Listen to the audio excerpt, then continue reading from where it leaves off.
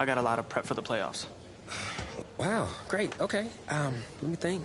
Oh, regarding your last game, what would you say is your biggest strength? My biggest strength. Well, I felt like I was able to get away from the rush and then buy enough time to make plays. All right, well, if you're not going to play me, I quit.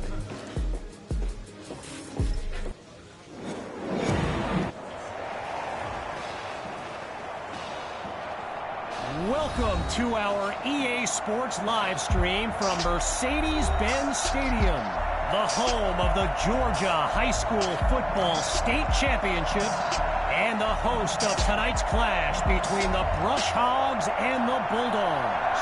Joining you on this beautiful evening, I'm Kevin Connors. Well, the anticipation is over. A year's worth of blood, sweat, and tears has come down to this. Game time in the state championship. Flags fly. And that's not the kind of mistake you could afford in a game like this. So there's the decision, and they'll accept the penalty as these teams get ready for the upcoming play. So the Brush Hogs are lined up now. And you know, with a state championship on the line, every drive can seem like it's the most critical. He's got it past the marker. And he'll rack up some yards before he's out of bounds. Well, for the Brush Hogs, this game marks a return to the state championship. It's a chance for redemption after losing a blowout just 1 year ago in this very same stadium. The history they made this matchup adds a whole new dimension to this showdown. So meanwhile, that one play pushes them deeper into enemy territory.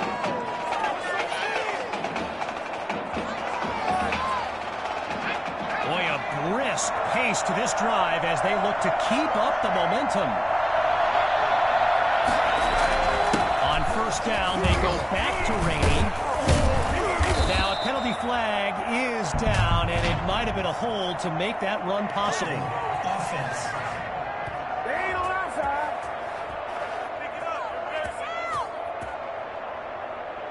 So there you go. Offensive holding as they give up 10 yards. So earlier today, while speaking with Brush Hogs coach George Thompson, I asked if their loss in the title game last year came up at all in their preparations this week. And you know what he said?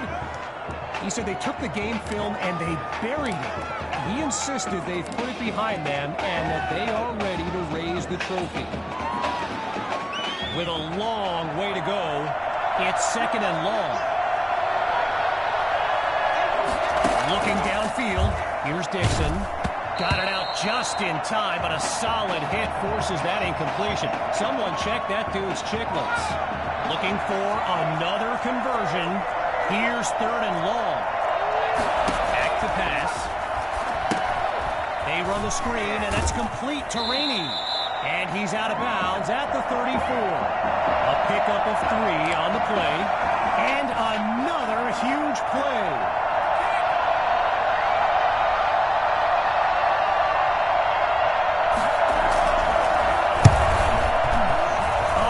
Too short, no good. And this game remains scoreless.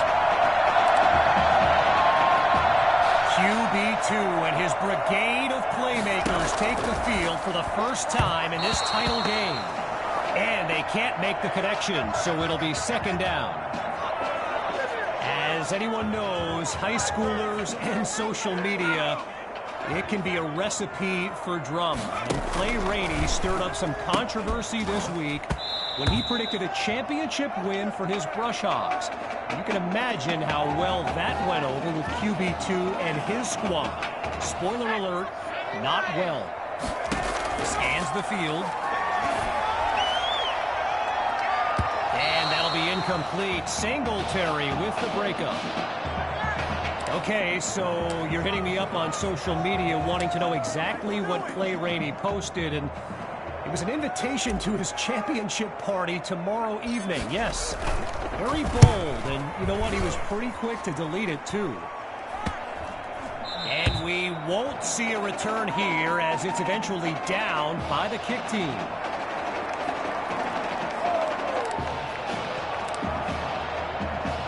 Brush Hogs take over on offense. Let's see what the future holds on 1st and 10. The drive begins on the ground with Rainey. And he doesn't waste any time picking up the first. He opens that series with an excellent run. Working now from the far side of the logo. It's 1st down.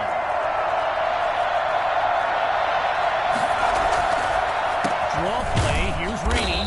And they bring him down after a short pickup. So the comments keep coming in now on my channel. And yes, I did see Sammy Hawk's reaction to the Clay Rainey party invite. For those who haven't, here's what Hawk said. You can delete the balls loose.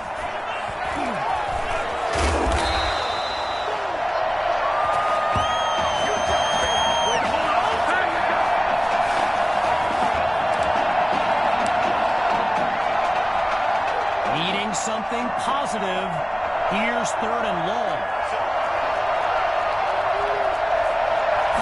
Now they'll throw from the gun. Just a textbook defensive play there to force the incompletion. Here comes 4th down.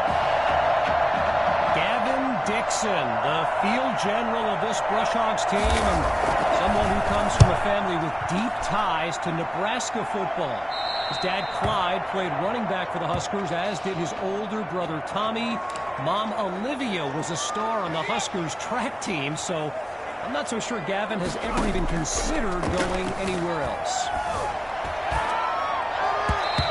Unable to hook up on that play. Here comes 2nd down. While I've got a moment here, I'd like to thank my guy Reggie Brown for the well-researched game notes he gave me earlier. Reggie writes for the school newspaper that's covered QB2 since he joined the team, and I got to tell you, that little Sparky has really earned my respect. Might be after my job one day. Absolutely nowhere to go, and he eats that sack. So following a drive that came and went, here's the punt after a 3-and-out. And the kick is away. Nice field position as he calls for the fair catch following the punt.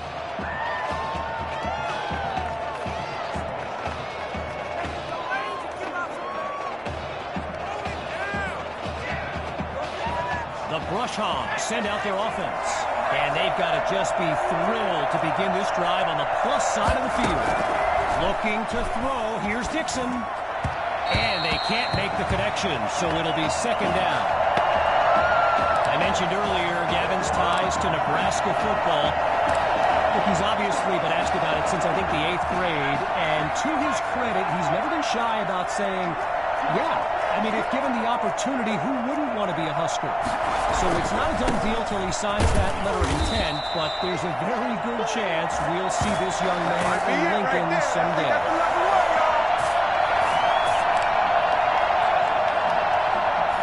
Getting ready for the shotgun snap. Here's Dixon. Drops back to throw here on 3rd. Oh, the ball's loose. And the Bulldogs take possession. They closed in on that ball quickly.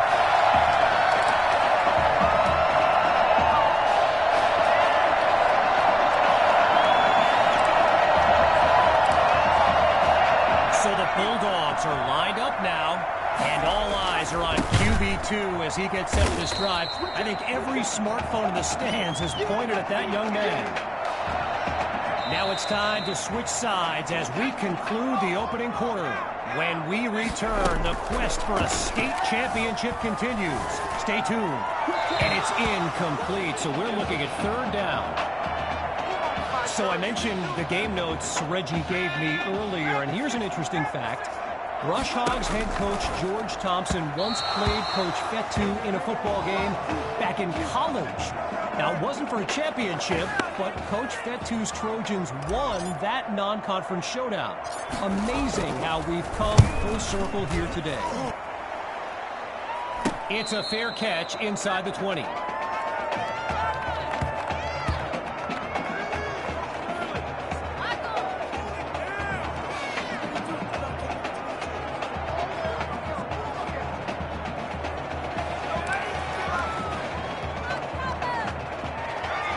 up in the shotgun.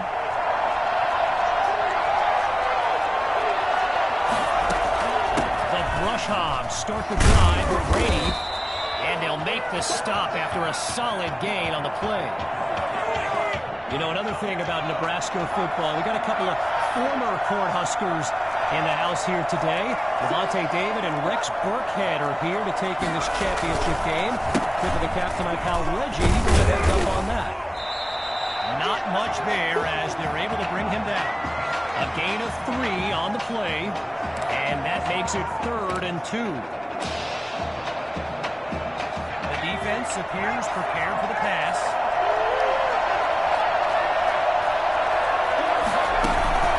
Going with the run on 3rd and short. Now he's tackled after picking up the first.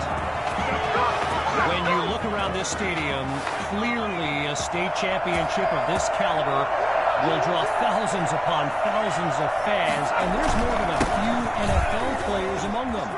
Before the game, I saw guys like Patrick Peterson and the Honey Badger, Tyrann Mathieu, signing a bunch of autographs. And the offense is finding its rhythm as they line up here on 1st and 10. Fakes to Rainey and looks to pass. Now he brings the ball down. He's on the move. And all it takes is one play to move the sticks. A great run there. I spoke of the NFL players in attendance here today. Earl Thomas and Jarvis Landry happen to be watching from the sidelines tonight. And get this, Adrian Peterson showed up at Coach Fetu's request and surprised his players with a pregame speech. Can you imagine that? Changing things up, looking to pass now. And they get to Dixon for the sack. Tried to use his feet, but could not avoid the takedown.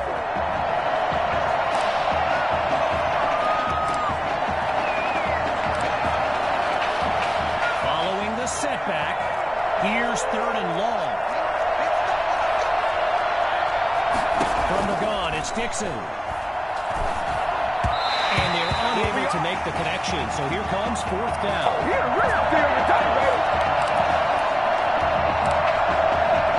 They'll try for 3 from long distance.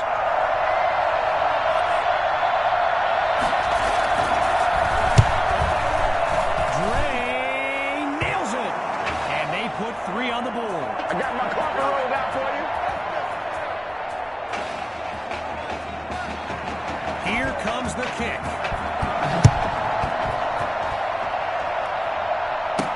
He fields it at the 5.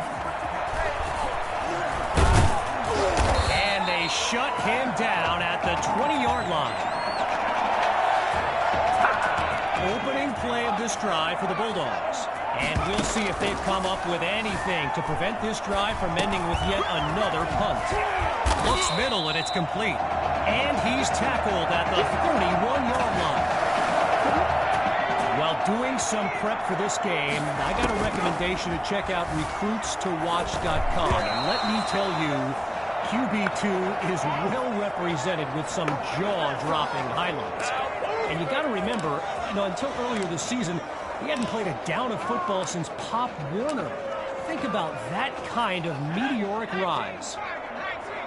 Still 10 yards to go after that incompletion on 1st. Taken down as he makes the grab. That catch good for 5. It's 3rd down. QB2 settles into this shotgun look. Grabs the snap. And that drops incomplete. So now they're looking at a 4th down. One last thing on Recruits to Watch. You can go to the archive and watch videos they have on players that are now in the NFL. I highly recommend you search for DeAndre Hopkins and Le'Veon Bell's highlights. I mean, it's like watching someone play Madden. You know, Madden, the video game. Madden. Throwing to start the drive. Here's Dixon. Caught by Rosas. And he'll be marked out at the 31.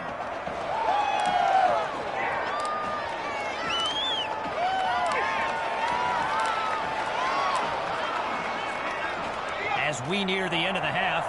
Here's second down. Shotgun snap. Here's Dixon. Using his legs now. Hits the deck, and he's got the first down. This is our time. Operating now on the opposite side of the field. Timeout called by the Brush Hogs.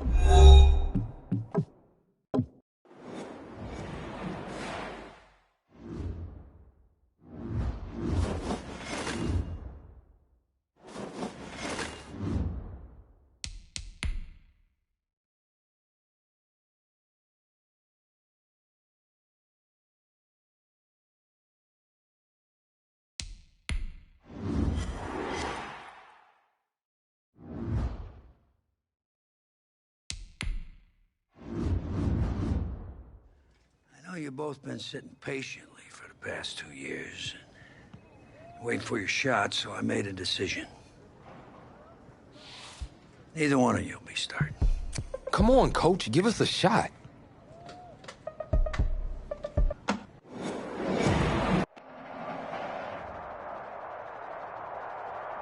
EA Sports coverage of college football takes us to Miami, Florida at Hard Rock Stadium for the 2019 Kickoff Classic and an early season matchup of powerhouses. It's the home state Florida Gators taking on the Trojans from Southern Cal. It is time for the Kickoff Classic and a new season of college football underway on EA Sports. And that one will bounce out of the back of the end zone, so we will start here at the 25. 1st and 10, Florida. Off play action. Carter. And his first look is incomplete. Quarterbacks work all the time on manipulating a defense with their eyes and their head movement. In this case, he just stared the receiver down. That allowed for excellent coverage, able to knock that one away. Now, meanwhile, a pass that should have been intercepted, but it winds up falling incomplete. The incomplete pass there, and you think about the quarterback position in college football. Kind of seems like once you get a guy developed, blitz coming, and down he goes. It always helps for a visiting team to come in and set the tone on defense.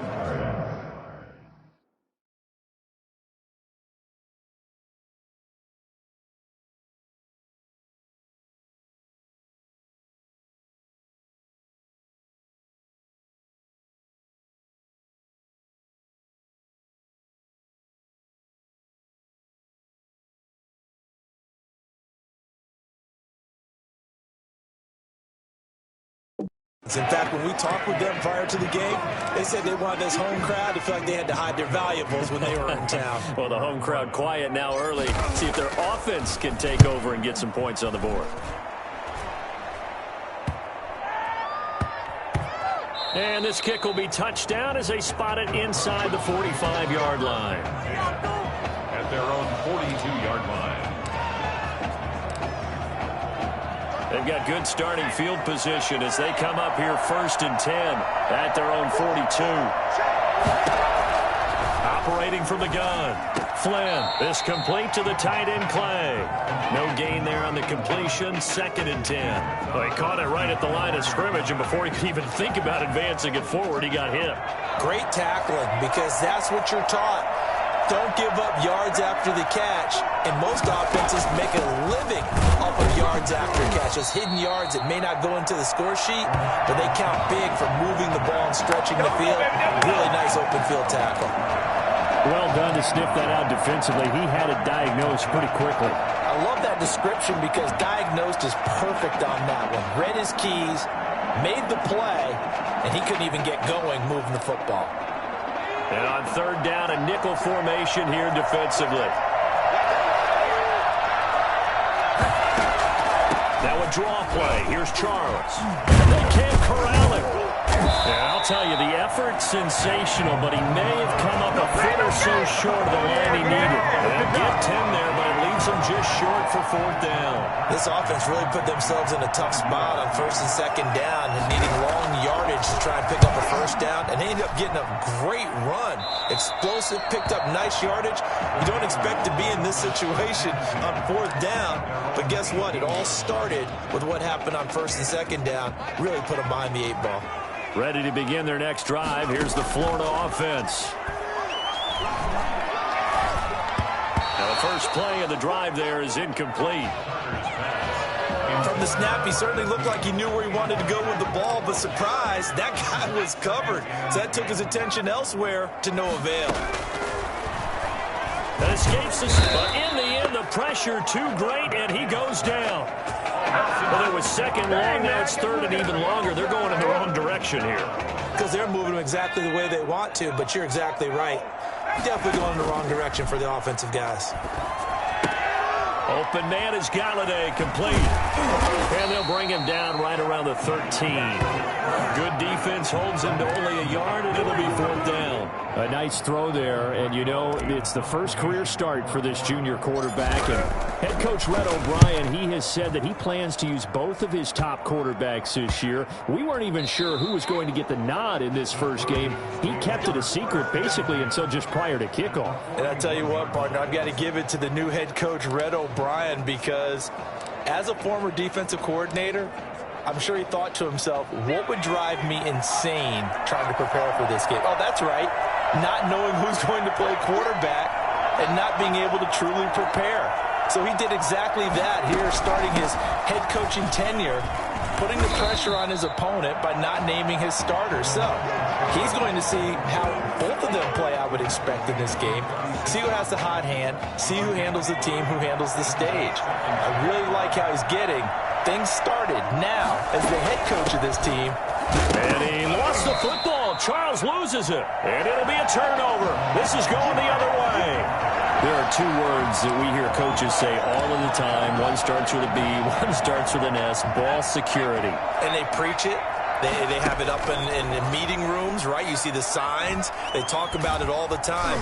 But still, when you got defenders out there who are preaching, hey, we're going to take the ball away from you, no matter what position you play, you've got to take care of the rock. Here's Carter. From the gun, he'll throw. He hits Beasley right side. Legs still churning. Like a giant pinball. And able to rip off a big chunk of yardage before being dropped inside the 40. The catch and run pays off for 29 yards. From the gun, Carter. And incomplete as he was knocked as he threw it. And it took the ball off course. So we've seen some good pressure defensively already here in the first quarter. Here's another good example. Now this one over the middle into the hands of his tight end, complete. And all the way inside the 15 before they drop it. The catch and run, good for 24 yards. From the 13 now, they work on 1st and 10. A throw there, but that's going to wind up incomplete. Well, they've got man coverage on the outside, and my scouting report on these DBs tells me that they love to take matters in their own hands. They want man coverage, not zone, and there was good coverage there. And he will score. Touchdown, Florida, from 13 yards out. And the Gators have taken the early lead. What a special moment for him, the first passing touchdown of his college career, and certainly a moment that he will never forget. And it always helps to get that first one out of the way, doesn't it? I know right now that he just wants to go and jump to the top of the stadium and throw his hands up and exult a little bit.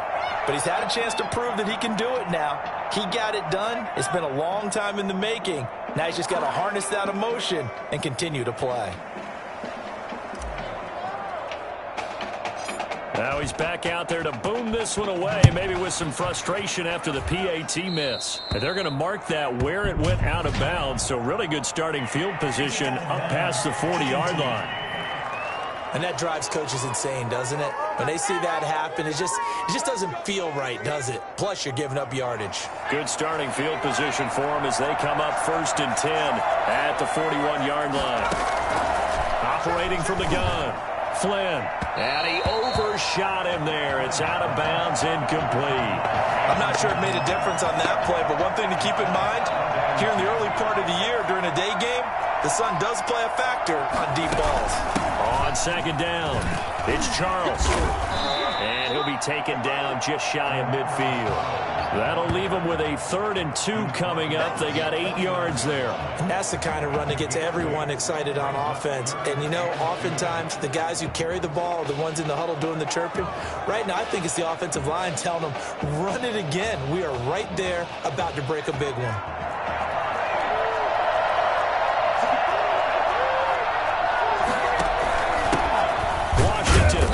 Short. Well, this is going to depend on the spot, but it's not a very generous one. He looks to be about a yard or so short. 6-0 our score after 1. 6. Trojans, nothing. The USC punter out there now. They'll boot it away from about his 35. And he gets it away, a directional kick going toward the sideline. And this will be out of bounds, and they spot it at the 15-yard line. Not too bad.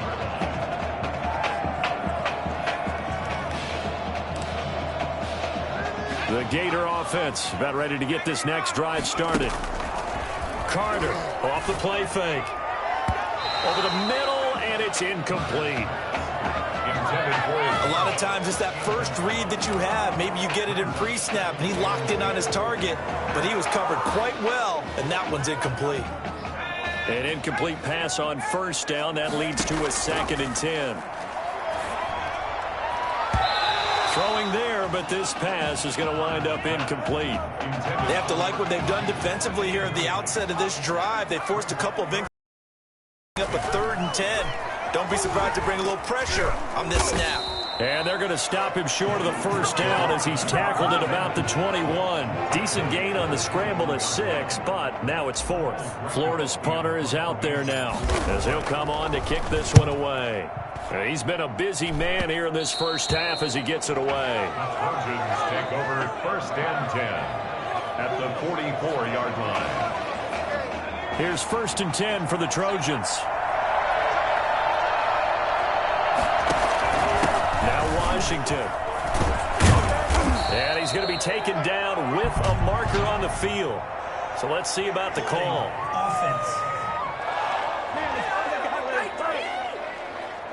So he was holding from that left tackle position. Everyone tries to keep their hands inside when they're blocking ever since they liberalized the rules where you can extend them out. But sometimes they get out a little wide and they get detected grabbing some cloth. Flush to his right. It's a gain of 9 yards, and it'll make it a 2nd down. Well, he did a nice job keeping his eyes downfield, waiting for someone to get open. But once the pressure forced his eyes down to see the rush, it was time to make a break for it.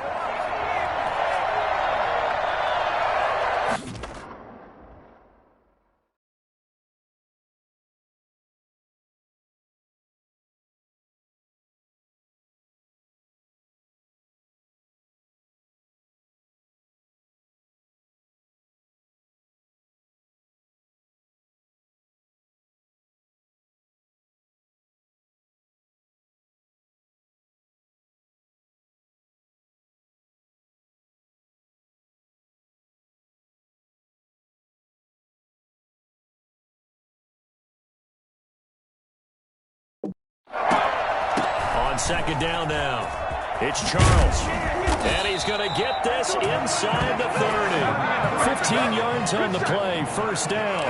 What makes a draw play like that successful? Well, we did see where he made the first wave miss, and that was a big part of it. But a lot of it is just being actors back there, making the defense think it's going to be a pass. Down to the 25. Give him a couple on the carry there, 2nd and 8. Oh, that's a real nice job there by the defensive front. They just engaged and held their ground. But how about the guy who made the play? We often talk about where they take a...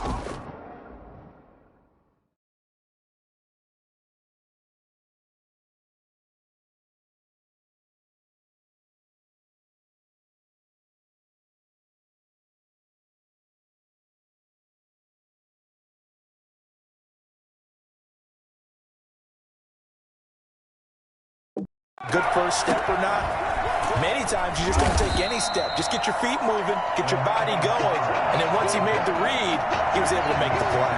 It's a loss of a yard, so it's back to 3rd and 10. It's now 3rd and 10. From the gun, Flynn. And that will be incomplete. They certainly had good starting field position on that drive, but couldn't do anything with it after 3 plays. Have to admit that that's a disappointing end to excellent field position. When that drive started, they had 6 points that they were thinking about. And this one is going to just tuck into the bottom left corner as he gets it to go. And they are on the board, trailing now 6-3. So good kick there to polish off the drive with 3 points. Yeah, coaches always talk about finishing a drive with a kick. 2 of them give you points, either an extra point or, in this case, a field goal. For conventional football, Football 101 tells us if you don't get it back to the 20-yard line on a kickoff return, that's a disappointment. But some of these teams, special teams coaches, with approval by the head coach, they give them full authority to go ahead and bring it out and try to be aggressive.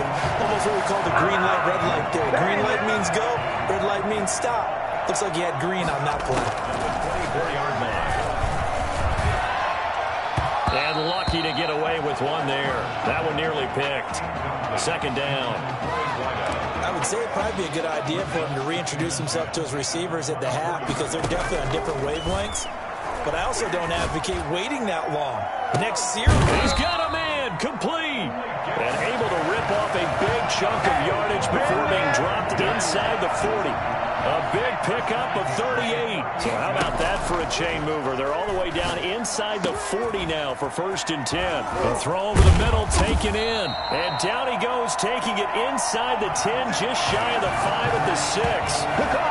It'll go as an impressive 31-yard gain.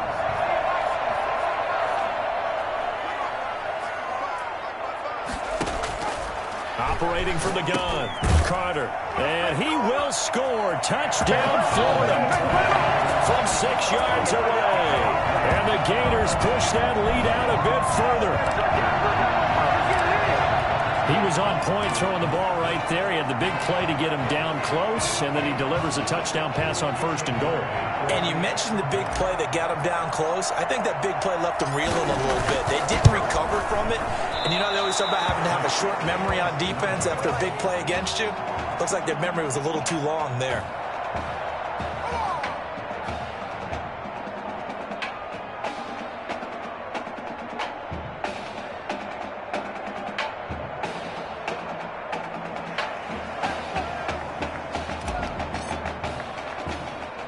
So with the missed PAT in his rearview mirror, he goes back out to kick this one off. Oh, a mistake there. The kickoff out of bounds.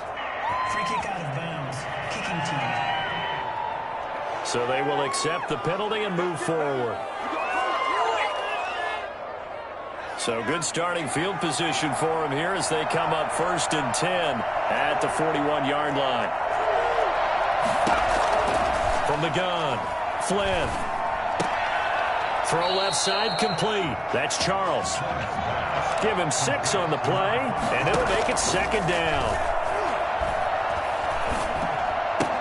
They'll tussle for it, and this is going to be caught. Yeah, he will go out right near the 35-yard line. That one good for a 1st down pickup of 18 yards.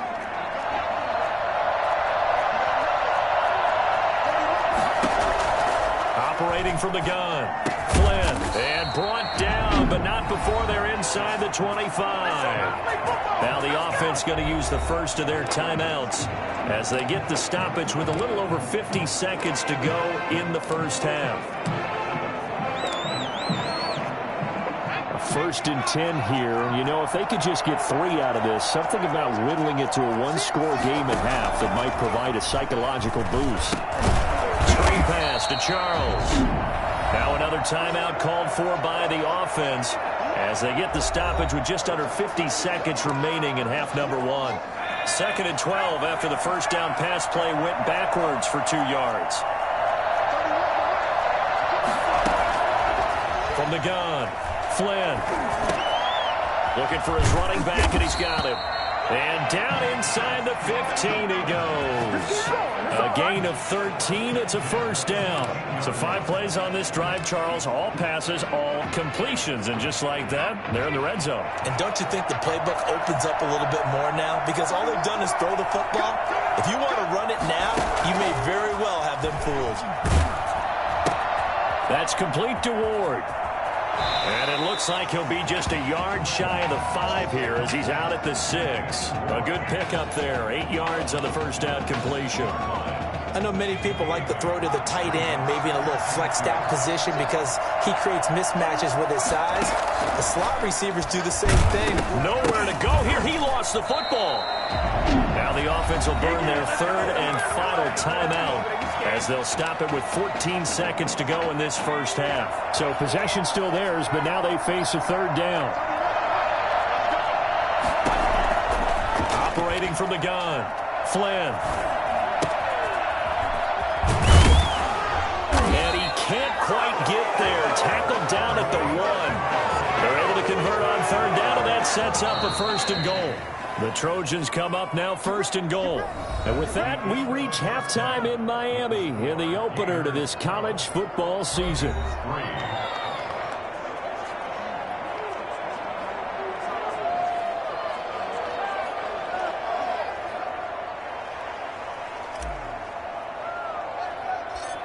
So this a 2-possession ball game as we get back underway, set for the 3rd quarter. Well, certainly not what they wanted out of the locker room here as they'll start defensively at the 40-yard line.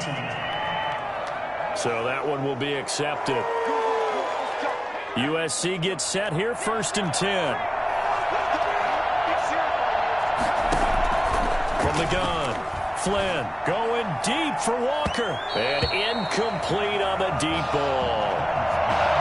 I'm sure this isn't a novel thought, but maybe run some simpler routes instead of trying to get it all back in one shot. Defense certainly appears to be ready for him. Try and get it back little by little instead of in big chunks. Now left side on the swing pass. Now the stiff arm created some space initially, but he's taken down not long after. He'll get only 3 there, so it leaves him with a 3rd and 7 ahead. This offense in desperate need of a conversion as they come up on 3rd down.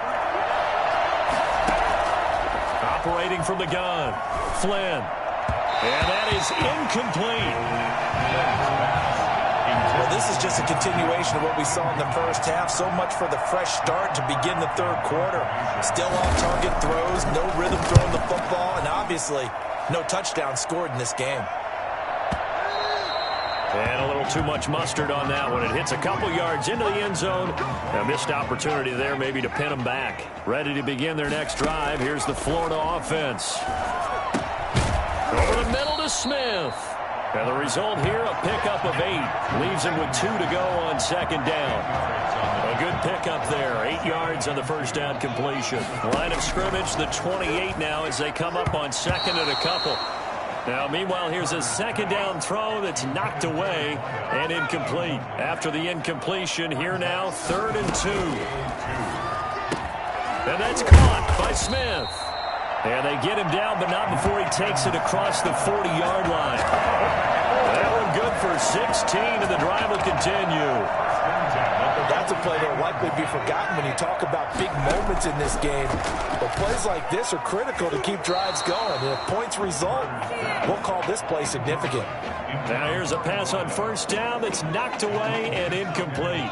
So 2nd down, still 10 yards to go. Ball on the 43. And he takes a shot on the release as this will be incomplete.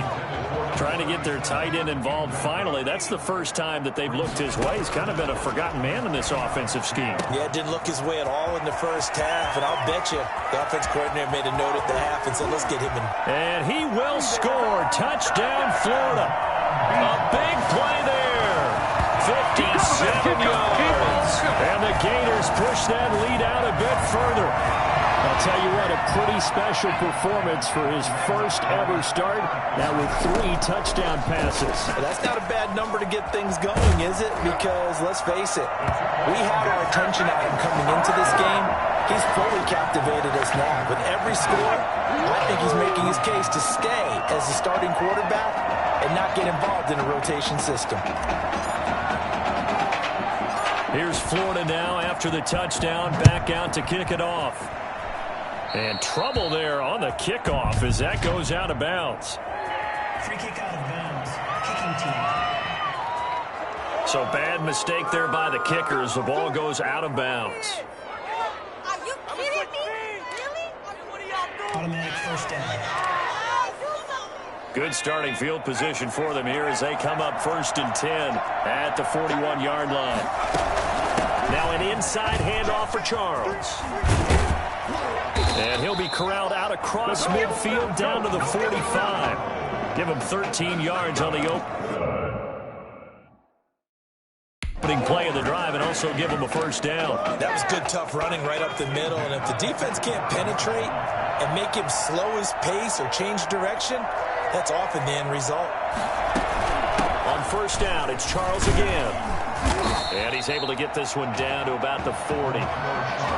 Give him 5 on the carry there, and it'll be 2nd down. That's a really nice, tough run inside, and they gained 5 yards on it. And to be frank about it, most offenses don't expect to get 5 yards on a play call like that. So when they do, they go back to their huddle with a little pep in their steps. They're starting to think that they're starting to dominate the line of scrimmage. Now this one to his tight end out on the right side. And he works it past the 30, almost to the 25. A gain of 13. It's a first down.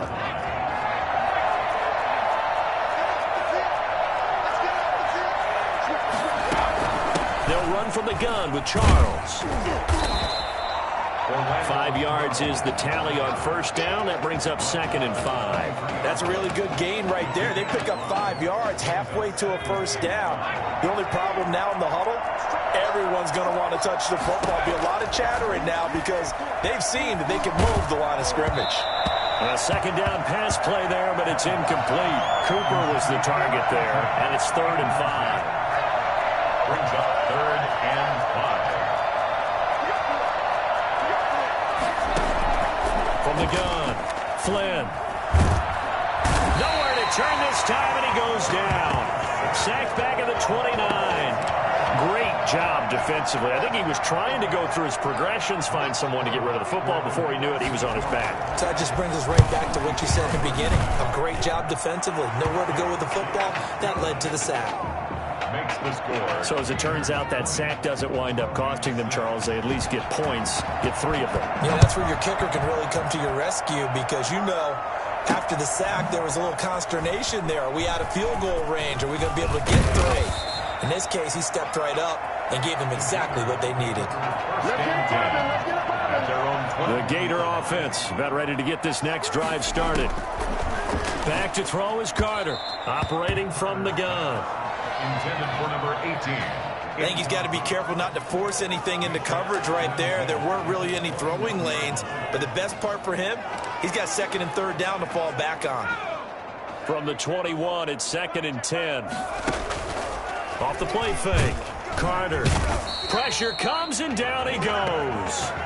Now Charles dealing with a 3rd and long. They'll have to try to go back to the air again and this time avoid the sack. Certainly hard to try to establish momentum when all you're doing is going backwards, not protecting the passer, and he gets dumped on his backside. Now throwing on 3rd down there, but he cannot connect. How about some applause for the defense there? They forced him to throw that one into coverage, and just like that, they're staring at a 4th down. Well done. And the punt team on now as this one's sent away. In a friendly bounce there, they will get excellent field position to start as this kicks out of bounds inside the 40-yard line. So from the 39 now, they'll come up on a 1st and 10. They'll start with the option. And a nice job to break free of 1 tackle, but it slowed his momentum somewhat, and he's taken down right after. 3 yards on the pickup there, and it'll be 2nd down. I think if they want to start getting back into this game, it behooves them to get better on 1st down. Yeah, certainly not what they were looking for there out of the opening play of this drive.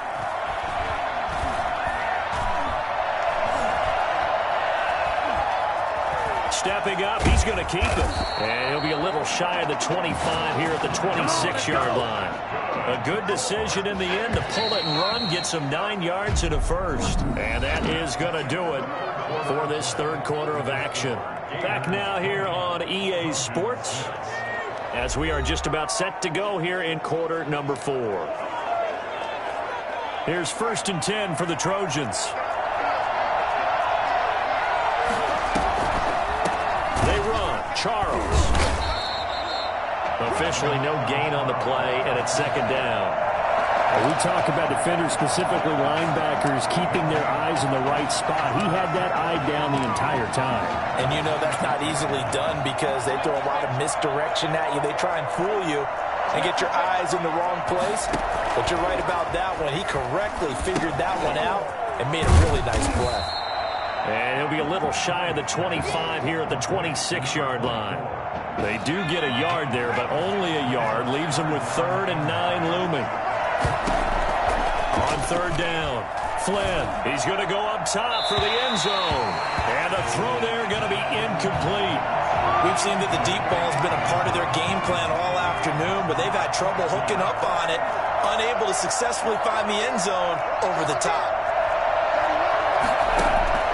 On 4th down, Flynn. He's going to let it go deep for the end zone. And that is incomplete. The 4th down pass play doesn't work out. And as a result, possession switches hands. So they really needed points here in a 2-score game. Could not come away with anything there on 4th. And while we know they're a little bit discouraged here, they can't check out of this game. You and I have called a good number of games over the course of our career where we've seen these types of situations.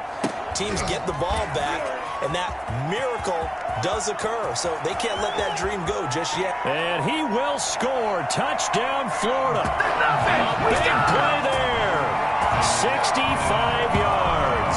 And the Gators push that lead out a bit further. And that's now his 4th touchdown pass of the ball game. And, boy, this has been quite a performance for the junior, as we remind you, getting his first ever college start. And this has really been an amazing story because ordinarily, when a junior's making his first start, he's had a few reps along the way prior to, but in this case, the number is 0. So this is almost off the charts. They were watching him make his first start as a junior, and already he's thrown 4 touchdown passes in this game. This is absolutely amazing. A break there for this offense as they will get a chance to start at the 40-yard line.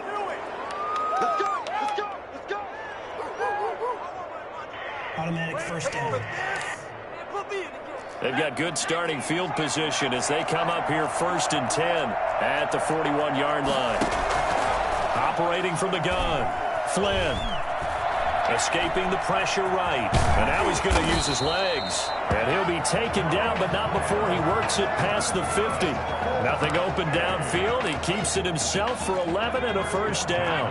49-yard line. From the gun, Flynn. Toward the center of the field, but it's incomplete.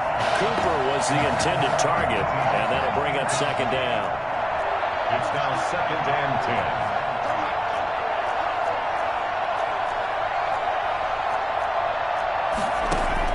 10. To throw again, Flynn. Throwing over the middle, and it's incomplete. Trying to get it to Clay that time, and it's 3rd down. At this point in the game, they've got to continue to try anything they can. They're still working at it, even though this one feels like a lost cause.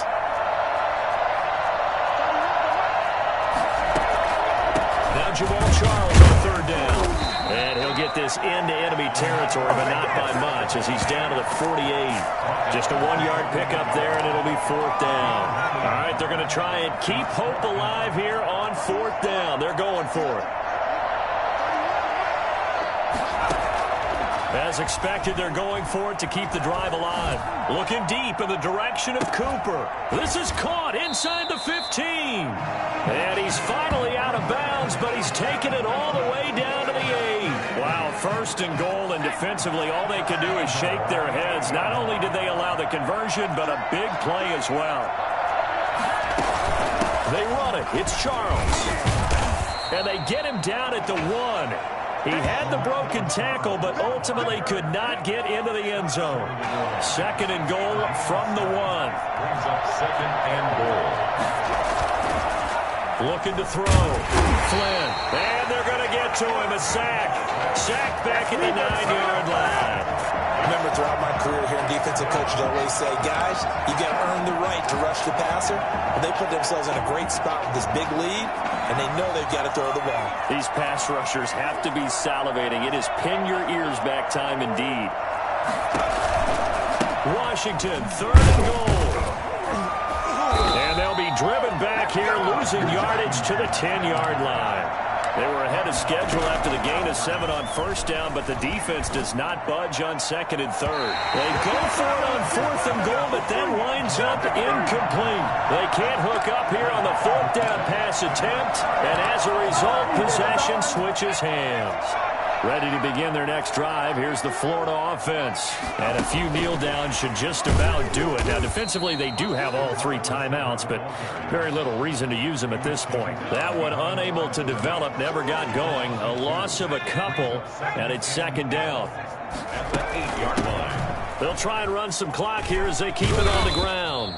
And he's able to get more than half of what they needed. That brings up a 3rd and 5. On a 2nd and long, it's really nice to see an offense that has enough confidence to run the football in that situation. I think that goes back to their practice and game planning. They've seen things that they've seen on tape and in previous games that led them to believe that even in a long-distance situation, they can still run the football and gain enough yardage to put themselves in a good spot on 3rd down. And he'll lose yardage on this one, back to the 13. Not at all what they envisioned on 3rd down, 3 yards in the wrong direction. I like the idea to mix it up from time to time because, let's face it, you can't be predictable. But the execution was a little lacking on this one, right? They might want to go back to the drawing board with that call. Florida's punter is out there now, standing about a yard deep in his own end zone. Yikes. Terrible kick, headed straight for the sidelines. And where did this one go out? Not good. Let's see. They're going to say inside the 35-yard line. Line of scrimmage, the 31 now on 1st and 10. Operating from the gun. Flynn, he's going to let it fly. That's caught. Touchdown, USC. And yeah, that touchdown counts for their team, but I think it counts more for the fantasy guys, doesn't it? Yeah, it's just something maybe positive to look at on film, but this one's over, let's be honest. Yeah, I agree with you totally on that. Extra point right down the middle, and that cuts this lead down to 13.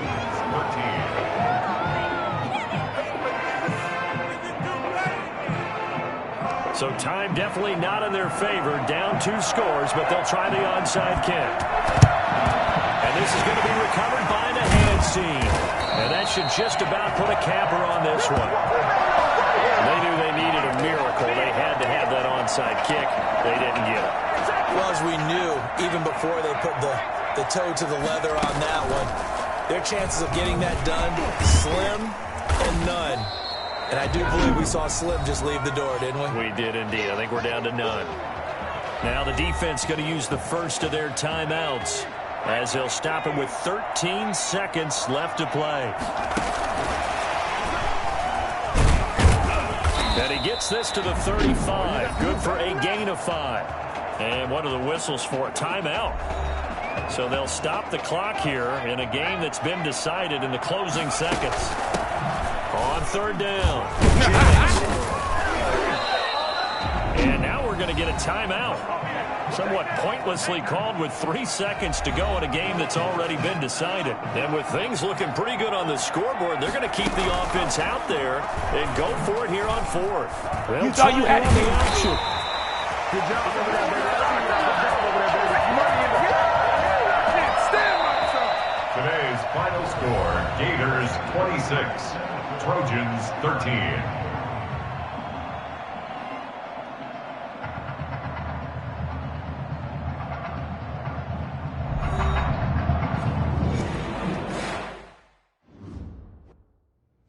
So things got off to a solid start. But after several weeks, you and Tommy had rotated quite a bit. Reminiscent of Michigan when Tom Brady and Drew Henson split snaps. That had to be frustrating for you both.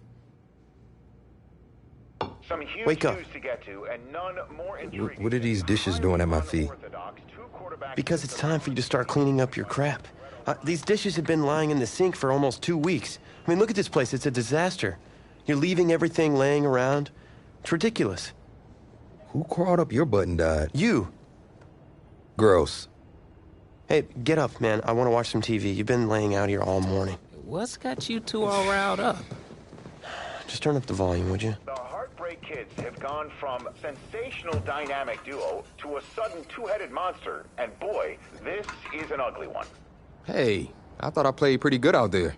This team still has not found its identity, and I know that Coach O'Brien claims that his two-quarterback system is matchup-based, but I gotta tell you, it sure looks like he still doesn't have a clue what's going on. As Coach Madden famously once said, if you've got two quarterbacks, you've got none. And right now, I got to tell you, man, Coach O'Brien's indecisiveness with the most important position on the team is only going to lead to problems on the field. The answer is simple. Just start me. That would make the situation worse. I mean, the team plays better when I'm on the field. Everybody knows that. If I could just get into a rhythm, I'd be fine. Last thing I need is to be worrying about you breathing down my neck if I make one mistake. Well, you better believe it that I'll be there when you do. Okay, I see what's going on here, guys. I don't know what made you follow me here and try to win back your old position. I mean, you could have just kept the Heartbreak Kids going, or you could have went your own route on another team, but you decided to what, come here and punish me? Is that it? What are you talking about? You're the one who showed up and stole what was mine in the first place, okay? I'm supposed to be Batman, you're Robin. Look, I get you're upset, but we're in this together. No, we're not. I'm just gonna leave. I don't know what his problem is. You gotta go talk to him, man. Go clear the air. He's the one with the problem. Look, if he wants to talk, he can come find me. Jumping fiddlesticks.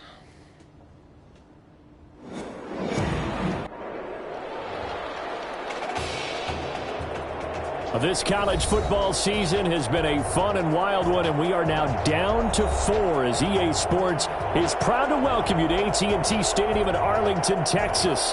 This afternoon, it's the first of our college football playoff semifinal matchups, as we'll see the Michigan State Spartans taking on the Florida Gators.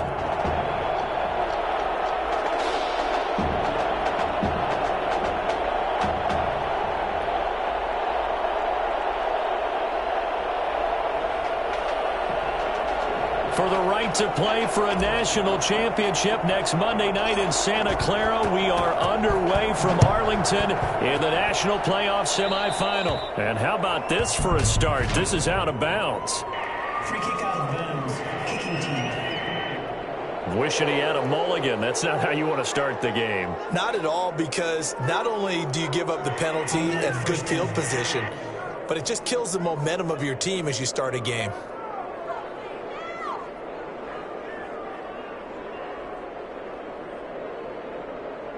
First and 10 now for the Spartans.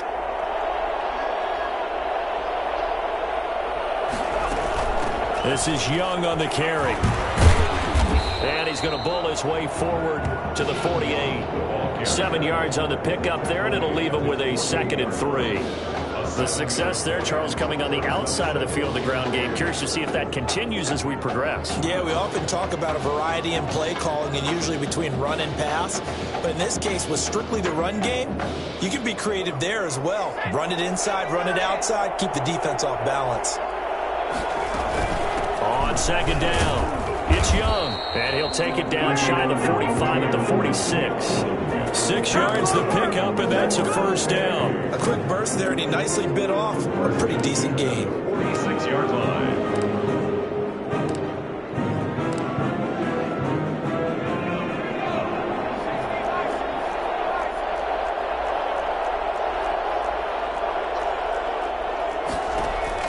Throwing on 1st down, Wade. Quick hitter here, it's complete. No gain there on the completion, 2nd and 10. Well, that was a simple throw and catch, but even with that completion, 0 yards gained, so they're behind schedule on down and distance. I think they were hoping to get it to him. He could make a man or two miss, but that window closed quickly.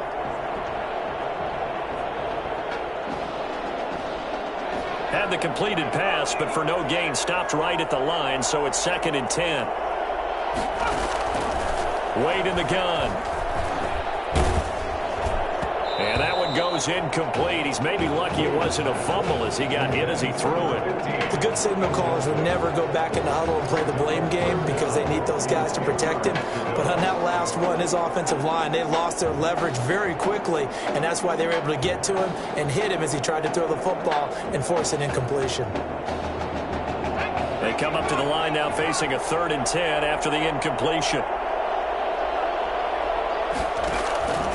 From the gun, Wade. And that is incomplete. As my dad used to tell me all the time, when you're getting ready to play a big-time game, especially when you have one going into a dome setting, better strap it up tight because that crowd can really affect things. Especially on 3rd downs like the one we just saw there with the incompletion. The Michigan State punt team comes on. As the first drive of the game stalls out, he's on to punt.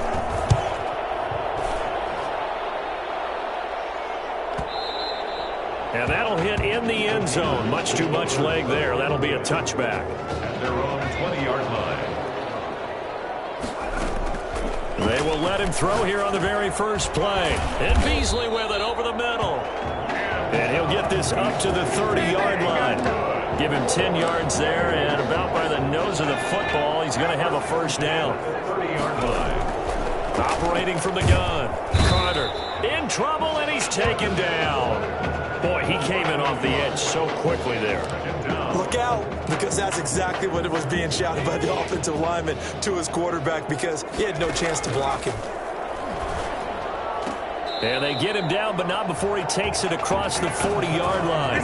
11 yards there, first down. A nice throw there. And Coach O'Brien, when you look at his quarterback position, he's got 2 great options, but opting to go with a hot hand, leaving Tommy Matthews on the sideline to start this semifinal. And throughout this season, they've had a little bit of what we would call the carousel approach at quarterback. But when they've made changes, Tommy Matthews has made the most of his time under center. But both of these quarterbacks are undefeated, and we know why. This defense has played so well throughout the season, and we know how loyal they are to their head coach because he was their former defensive coordinator. Now they've just got to figure out who's going to guide this team at quarterback and carry them the rest of the way. The open man is Smith. And he'll be taken down, but not before he gets into enemy territory. And a gain there of 11 yards. Almost able to intercept it. That's one he would have liked to have held on to on this first drive. Instead, 2nd down. So after the incompletion on first, now 2nd and 10. Throwing again. Carter. And nearly an interception here on their opening drive. But instead, 3rd down. Brings up a 3rd down and 10 yards to go. From the gun, Carter. That's incomplete, but there is a flag down, so hang on. A big call coming on 3rd down.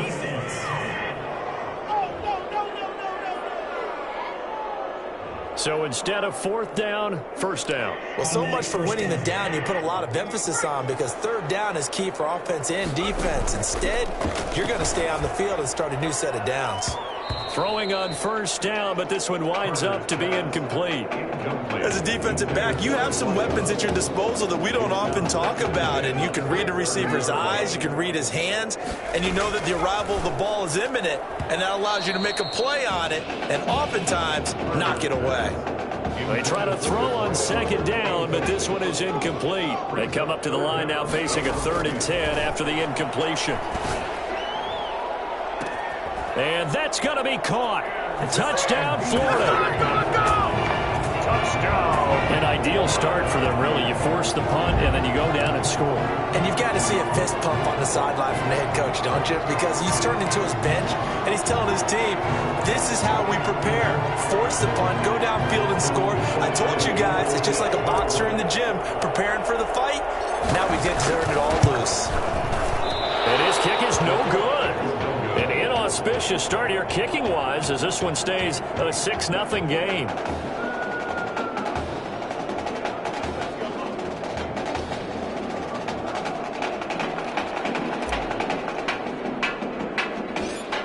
back out there to boom this one away, maybe with some frustration after the PAT miss. And a mistake, a surprising mistake there in the kicking game as he sends that one out of bounds. Big mistake here by the kicker, kicking it out of bounds. The one that drives coaches crazy. Keep it in the field of play and let your guys cover.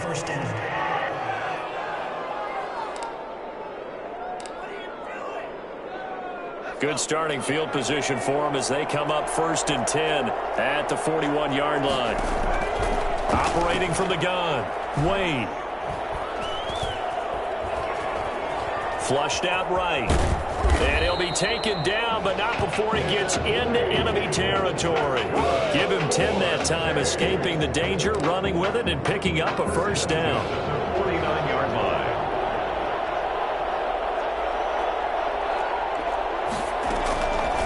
Now a fake on the give here as they try the run-pass option. And he'll get this into enemy territory, but not by much as he's down to the 48. Only a yard on the keeper, and it'll be 2nd down. Typically on the read option play, when we talk about responsibilities, we're talking about what the quarterback has to go through. How about the inside linebacker, though? His job on this play, shadow the quarterback and hold him to a short gain. Did it to perfection. Only 3 yards on the catch. It's 3rd down. Brings up 3rd and 6. From the gun, Wade. And they're going to get him. He's taken down for a sack. Back at the 47-yard line. And on that one, the protection just broke down. You've got to have that leverage, don't you? We always talk about low man wins in the running game for an offensive lineman versus a defensive lineman. It's essentially the same thing in pass protection. Get lower than that defensive lineman so that you can keep your balance and keep him away from your guy trying to throw the football. 46 on his first kick. This one in that neighborhood as well. And this is going to carry well into the end zone for a touchback. And they're on 20-yard line. The Gator offense about ready to get this next drive started. Carter now throwing on 1st down. His throw incomplete. Carter's pass incomplete. Intended for his wideout. Brings up after the incompletion. Here's 2nd and 10 from the 20. To throw again. Carter. Trying to lob it in there, but it's incomplete. Intended for number 82. Incomplete. Brings up a 3rd down and 10 yards to go. Now they face a 3rd and 10 after back-to-back incompletions. And a quick throw here, that's complete. And he'll be stopped here well short of the 1st down at the 24-yard line. They get only 4 that time as that leads us to a 4th down. So much about this game is just understanding situations and then having to execute, isn't it? Guard the 1st down sticks. Don't let them get there. And they rallied and made the tackle. Florida's punter is out there now as he's on to punt for the first time this afternoon. And here's a very low line drive, almost whiffed on it. Yeah, that'll cross midfield here, not by much. Out of bounds just on the other side of the 50. The offense back out there at the line, ready for their next drive. They've had it twice. They've punted twice. Not the start they were hoping for. Not at all, and let's face it, every facility we visit, everyone talks about converting on 3rd down, how big that is. In this situation, they've had to punt it away twice, so they're furiously going over things on the sidelines. What do we need to do to pick up a 1st down and change our momentum?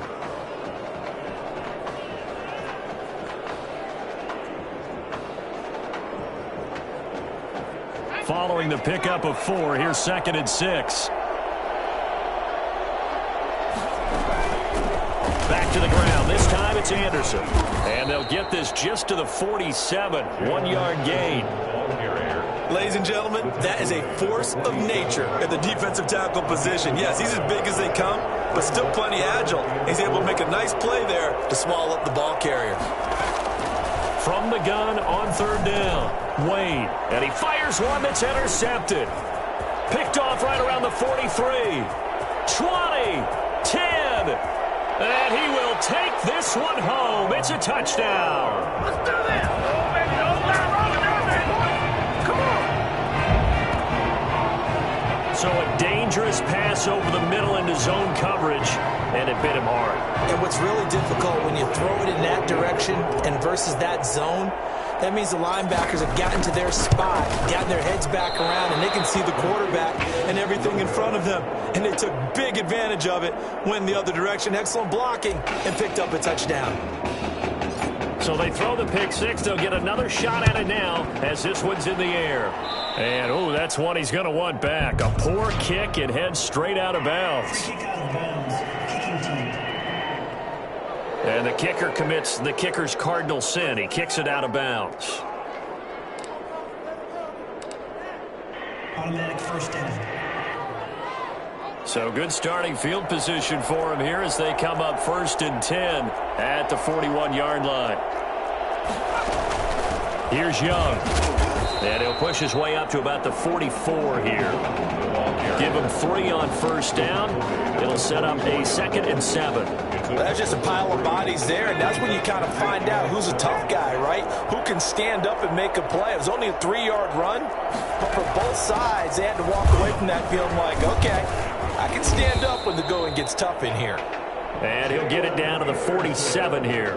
9 yards to pick up there, and it's a 1st down. 1st and 10 at the 47-yard line. Operating from the gun, Wade. Looking left side, and he's got a man. It's Young. The completion, but they go in the wrong direction. A loss of yards, and now they're dealing with a 2nd and long. When you lose that kind of yardage on a pass play, you often expect it to be a sack. But that wasn't the case there. They completed the pass. Probably would have been better off just dropping the football and making an incompletion as opposed to catching it and losing that kind of yardage. On 2nd down, Anderson. And he takes it across midfield to the 45. Calling a gain of 6 on the play. That'll bring up 3rd and 8. And there's a run to be happy with. Good, solid yardage. He'll take that anytime you hand the ball to a back. To throw on 3rd down, Wade going for the deep ball. And unable to connect. Incomplete. I give them credit. They took their shot, but it's going to bring up 4th down. There is something to a game plan with trying to keep a defense honest. With a guy with that type of speed, you do so. Send him deep. Try and throw some air under it and hope you connect downfield. On that play, they were unsuccessful. He's averaging just under 50 yards a punt as he gets this away. And it's out of bounds. Now we'll see what the side judge says. He says out at the 8-yard line. So they'll play the field position game here as a very nice punt is going to pin them back. Yeah, it's almost like watching a game of tennis, or do you prefer ping pong? You know, back and forth like that? That definitely was excellent, wasn't it? A good pickup there. 8 yards on the 1st down completion. Facing a 2nd and 2 after that last catch, good for 8 yards. And this one is incomplete. You and I watched film yesterday, and you told me to watch his feet. Well, for whatever reason, his footwork just looked off on that throw. And you always love it when an ex-defensive back talks quarterback mechanics, right? Well, but you're good at it. Well, I try, all right? I don't know how good I am, but it doesn't take much to tell. His mechanics are off a little bit, exactly what you described. Footwork, that led to the incompletion. So 1st and 10 now from the 30. And they're not able to hook up there. Incomplete. Yeah, that one sailed on him. You've got to make sure you give your receiver a chance to come down inbounds because they are very gifted. They'll make the circus catches, but they make them out of bounds. That does you no good. And they get him down, but not before he takes it across the 40-yard line. 11 yards there. 1st down. 41-yard line. From the gun, Carter. And he's going to be brought down here in the backfield. And no matter what the situation, the O-line just hates that because they feel like they didn't protect little brother back there, right? And that's just so difficult for them because just think about every single play.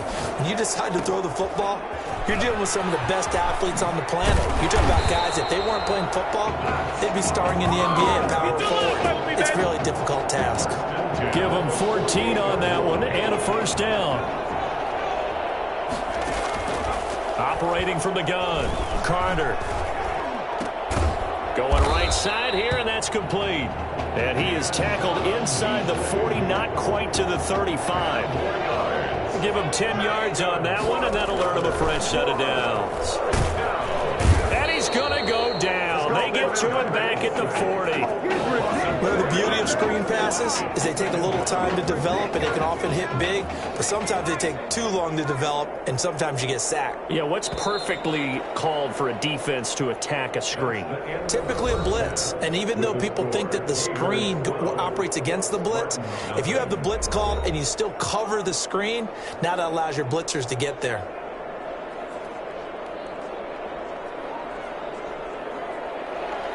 The winner goes on, the loser goes home as we start the second half of this semifinal matchup. And that one will bounce out of the back of the end zone, so we will start here at the 25. Ready to begin their next drive. Here's the Florida offense. Now Carter, off play action. Throwing over the middle, but it's incomplete. Intended for his wideout. He's lucky to be getting that one back. After what they've done with him all day long, with all the targets trying to go after him, he's obviously gotten smart, and his pride has kicked in. Made a terrific play. And he almost had it defensively. Could have been a game changer there in this second half. Instead, it's third down. Third down and 10. From the gun, Carter throwing deep for Galladay. And that will be incomplete.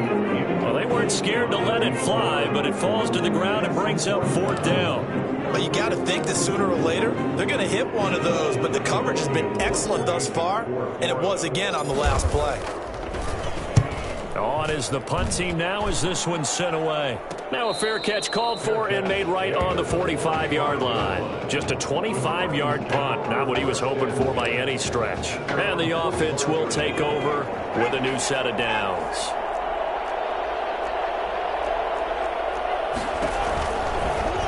They'll start by running the option to the right. And this one's going to go the wrong way, losing yardage back at the 42.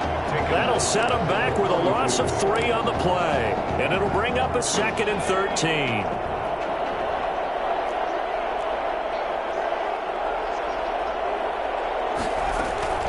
Again to Anderson here out of the gun. And very little daylight there. He'll get a couple up to the 44. Not the start to the drive they were looking for. That run doesn't do much at all. No, not at all. And it leaves them with 3rd and long. And you know, this is the time of game where these drives really, really start to matter. They got to make some moves. Throwing for his running back, and he's got him complete. And they'll get this across the midfield stripe, but still winding up short of the first down. How about that strategy there, Brandon? 3rd down. They just said, we've got faith in our tacklers. We'll give you the short stuff, and just decided to protect the sticks. So every time I hear fans telling me tackling's not a part of the game anymore, plays like that, I can clip and save and show them you have to tackle well if you want to be a good defense. The Gators now with a 1st and 10. On the left side, he finds Beasley. He'll be hit down at the 33, 5 yards on the play. A gain of 5. They like going to him in the slot. He catches another one. I think this comes under the heading of, until they stop him, why not go back to it? He has something going really well. Great working relationship with the guy throwing the ball, and they keep making the connection. And his throw here's incomplete. Turner's pass. So many times when we talk about coverage, we're just talking about a defender running with a receiver, but a big part of it is understanding where the football is, finding it. In this case, when it arrived, it wasn't a surprise, and he was able to bat it. And he can't escape, and down he goes. You know, on these types of plays, we're always looking to assess blame. Okay, where did it break down? Sometimes it's just a great play. Oh, it's a wobbler here. And this will be down by a member of the kicking team just outside of the 30-yard line. At their own 34-yard line.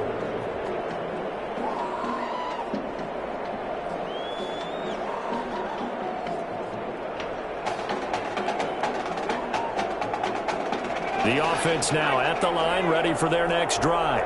These guys had to punt their last possession, and that's become too familiar of a refrain. Too many of these drives just wound up going nowhere. Well, you know how in baseball, when the pitcher gets a base hit and he's on base, they bring his jacket out to him to keep him warm? A lot of times the punter goes to the sideline, puts on sweatpants or a wrap over his leg to keep it warm. He might need a massage from the trainer right now from all the work he's getting. To throw on second down, Wade. Eluding the pressure right. He'll run it. And he'll be taken down, but not before they work it across midfield. Able to find a lot of empty space there, picking up the first down and a 21-yard gain. Sometimes guys get locked into such a groove. What do we call it? The game slowing down. They see everything happening almost in slow motion. They see the lanes develop. I feel like he's right there. Well, and you want this from your leader, right? With this deficit, this stage of the game, second half, no quitting him. 0. And he's going to get this one down near the 45-yard line. Just a yard on the first down carry, so it's 2nd and 9. Well, they still have time to get him established, but in my estimation, they've got to pick up the urgency here. They've got to get quickly in and out of the huddle and run off a bunch more plays. And that's incomplete. Wade's pass. Let's phrase this delicately, okay?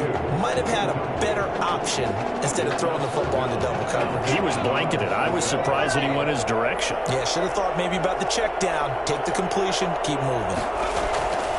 On third down, Young. And he'll get this to the 40, but that's still going to be a few yards short of the first down. It's a gain of 5 on the play, and it'll bring up a 4th down. Still just the third quarter, but they've got to make something happen. I think they know that. They're going for it on 4th. Operating from the gun, Wade. He finds an open man, Simpson. And brought down, but not before they're inside the 25. A defensive breakdown allows a pickup of 16 on 4th down. 24-yard line. On first down, Young. And he's going to get a solid gain of 9 before being brought down. 2nd and right at a yard. He hadn't had a ton of success here so far, but you get the feeling that he might be on the verge of popping one. Yeah, even on that one, there was a little bit of a hole, but it closed there quickly at the end. The previous run, good for 9. Here's 2nd and a yard.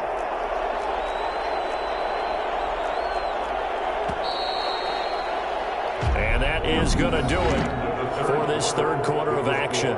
Back now here on EA Sports as we are set to bring you the home stretch here, the fourth quarter.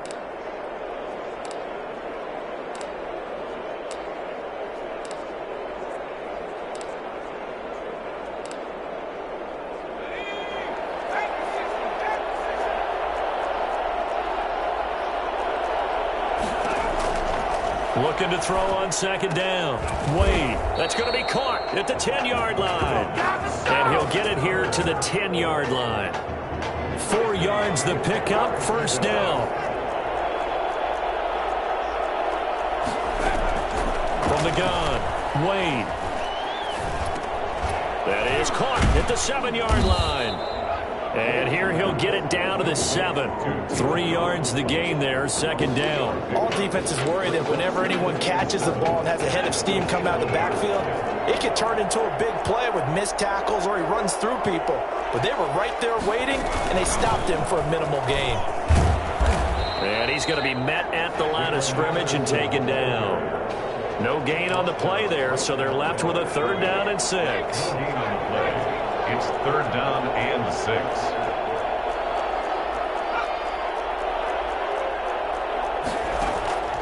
Operating from the gun, Wade. And this is caught, but I don't think he stayed in bounds. No, he didn't. It's incomplete. The throw took him past the boundary, and it's 4th. And they're indeed going to go for it here on 4th down. So trailing here in the last quarter. Let's see how this plays out. He rifles one that's intercepted. Able to get there and pick it. If they had designs of kind of wiggling their way back into this one, that hurts their chances right there. They had to put it mildly. Look at the lead. Look at the deficit. Trying to make a play downfield. Everyone's seeking to be somewhat the hero. Didn't turn out that way at all, and you're exactly right. It's going to take a lot for them to have a chance to win this one now. 16 yards right off the bat and a first down. At the 24-yard line. From the gun, Carter. And that'll be knocked away. It's incomplete. Carter's pass. You can tell they wanted to get that ball downfield, but they had nothing working in the secondary, so he dropped it off to the running back. That one ended up incomplete. Under 4 to go now as they come up on second down. Throwing again, Carter. And his throw's going to be incomplete. I didn't like the look of that play right from the beginning. I thought he should have seen the coverage that was there, tried to force it in. That one, he's fortunate, just fell incomplete. That's taken in by the tight end, Perkins. And he will be very close to a first down, but I see the closed fist of the referee, and that means fourth down. So much about offense is what we call hidden yardage. You know, you throw the ball to someone, they catch it, and then they can make a big play. You know, they create a play, run after catch. They did a really nice job there of limiting that and keeping him from a first down. Yeah, stopped him in his tracks. The offense back out there at the line, ready for their next drive. Their defense was able to force the punt. That's the good news. But this is still a two-score game, and they need points on this drive and in a relatively quick manner. He was unable to shake free there, and they'll cover him for a loss of a yard. Boy, how good has this defense been seemingly all game long? I really think right from the first snap, I think you're really onto something there. In this passing game, it just can't get off the ground. And that play, it wound up losing yardage. To throw on second down, Wade. Throwing middle, but it's incomplete. Number 87. He shook his head right when he released that throw. He knew it was going to be a little off target. Yeah, the excitement got him on that one. Wasn't able to control the fact the receiver was open, and it would have been an easy throw. On third down, Wade. Now they set up the screen. That's complete. And this one goes nowhere. Losing yardage back at the 22. It'll be a loss of a yard, and that's going to make it fourth down.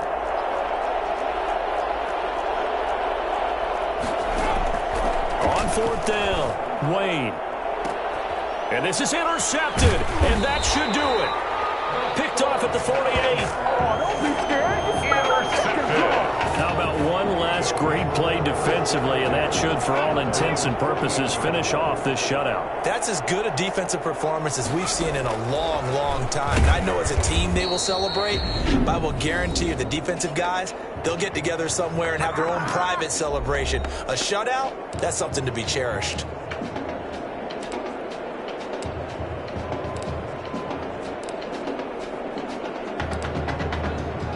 A loss of a yard there to start out. That leads to a 2nd and 11. They'll try and run some clock here as they keep it on the ground. And he's going to have to protect the football and take his lumps here at this stage of the game as they stop him behind the line.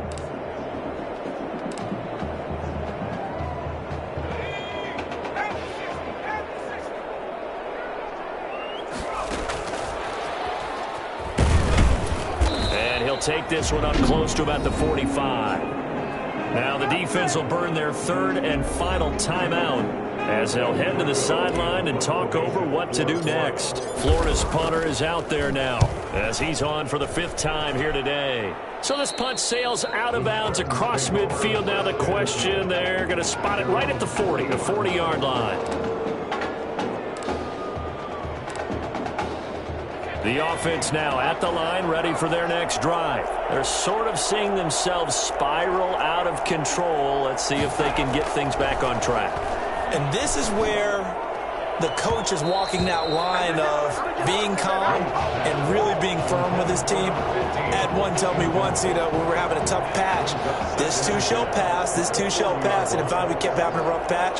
He said, but you got to do something to make it pass. And that's what they have to do. They've got to get some control back, get themselves reasserted, and calm things down. See if they can get calm and reassert themselves here. That'll leave them with a 3rd and 2 coming up. They got 8 yards there. Now a desperation throw deep downfield and unable to connect. Incomplete. I'll give them credit. They took their shot, but it's going to bring up 4th down. This defense was definitely alert to the possibility of the deep ball, and they were more than ready for it. We've got the lead, 4th quarter. Maybe can expect more passes like that downfield. And they're going to go for this. Just 1 for 3 so far on 4th down tries. They're trying again. Got to try it here. He's back to throw. It's caught. Jones. And he's going to have a 1st down as he's brought down at the 44-yard line. And the drive stays in motion with a nice 8-yard pickup on 4th. One crisis averted, but they still need to move hastily. He's going to let it fly. It got his man complete. And what a big-time play there. 43 yards. Well, that's something you haven't had to talk about much this game. A nice big play right there. But this team, overall, they haven't done a whole lot offensively. Well, they're still sitting on the goose egg. We talk about defenses having pride in a shutout. This offense wants to get rid of that 0. 1st down now, but that clock rolling. Operating from the gun. Wade. And he will score. Touchdown, Michigan State. Okay, game on. Don't go anywhere yet. You got a 1-score game now. Probably going to rely on the onside kick coming up. Yeah, they have to. It's not a high percentage play, but it's better than not having a chance at all. And that's when you put your leapers and your flyers on one side, get that high hop, and hope that one of the guys can come up with it. And on the other side, you get that hands team ready. No doubt about it. And this is going to be recovered by the hands team. And that should just about put a cap on this one. They had to go for it with no timeouts remaining, though now. This one's as good as over. They gave it an effort. They tried their best, did everything they could to try and get the ball on the onside kick. You're exactly right. They had to try it. It was their only option. And now this game is done. Just take it, kneel, and call it a day. I don't know about you, partner, but watching them take the knee there and finish this one off, I feel like I'm going to be sore tomorrow. This was one bruising affair. Low scoring, but my kind of football. Not a work of art, but maybe in your world, a little bit of a work of art. You like the defensive side. I thought it was pretty. I can't help myself. I thought it was pretty. And it ends in a kneel down as the clock rolls down to zeros. And for the junior quarterback, his first start, his first win, and it's a big one.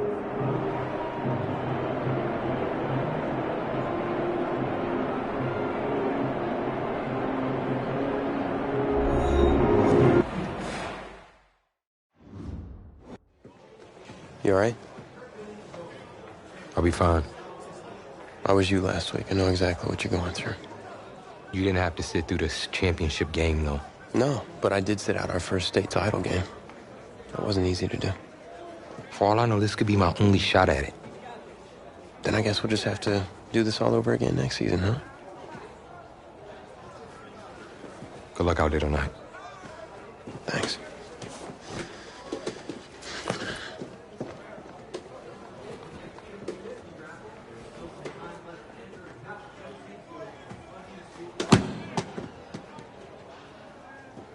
Who rained on your parade, Little Miss Sunshine? I am not in the mood for this right now. It's because you're not playing, I take it. Like I haven't had a bad enough day already. Now I have to deal with you. I know you upset. But that dude Tommy's your brother. And brothers should always have each other's backs.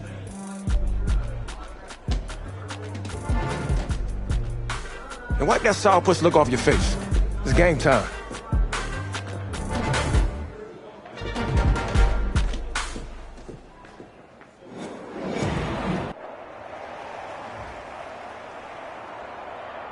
We crown a champion tonight here at Levi's Stadium in Santa Clara for the College Football Playoff National Championship game, as we'll see the Nebraska Cornhuskers taking on the Florida Gators.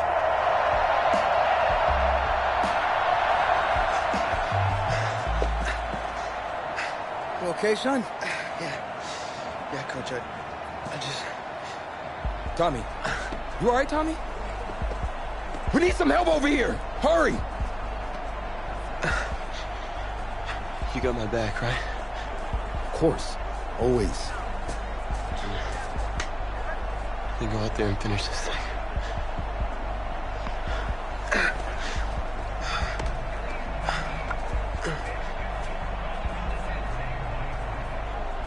one shot. That's all any of us ever really gets. I waited my whole life for my one shot at being a head coach. And here I am. This is your one shot to go out there and show the world who you are. Are you the guy who's going to lead this team to victory? Or are you going to be remembered as the guy who got caught up in the moment and let it all slip away? I know you're worried about Tommy. Sure, we all are. But this is your one moment. Now get after it, son. Get some.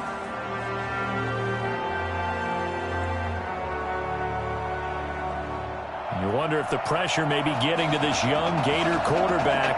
They trail at the break. Who's going to celebrate as national champions? 2 quarters to find out as we get set for the final half of the college football season. And the tackle going to be made right there at the 25-yard line. Oh, yeah! The Gator offense about ready to get this next drive started. Here's Carter on first down.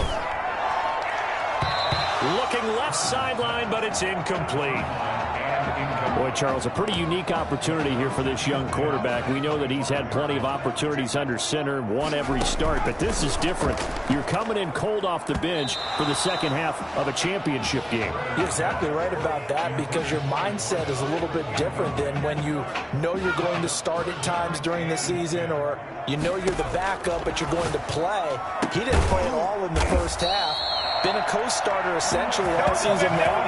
Now he's got to go out there and find a way to guide his team to victory in the biggest college football game of the year. Smith catches left side. That one good for 10 yards. And that'll make it second and a foot or so. Complete to Lakin Smith. From the gun, Carter. And that'll be incomplete. For the Gators, they are in search of their 4th national title in school history. They lifted the trophy for the first time back in '96, and then most recently they were champions in 2006 and again in 2008. Now the throw on third down, knocked away and incomplete. And that's a nice job there, because you've got to play the ball, not the man when in coverage. That'll keep you away from a lot of needless penalties, and he's able to knock that one away. Florida's punter is out there now as he'll punt it away for the second time. And he'll get credit for putting him inside the 20 as the fair catch is made right at about the 19-yard line. First and 10 at their own 19-yard line.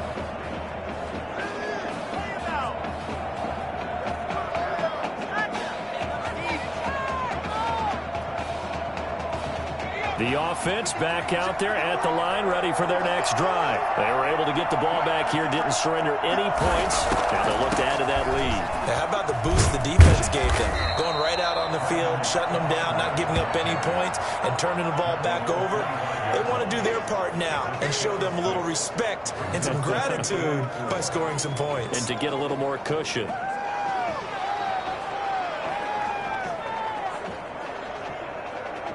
The last run got 6, now 2nd and 4.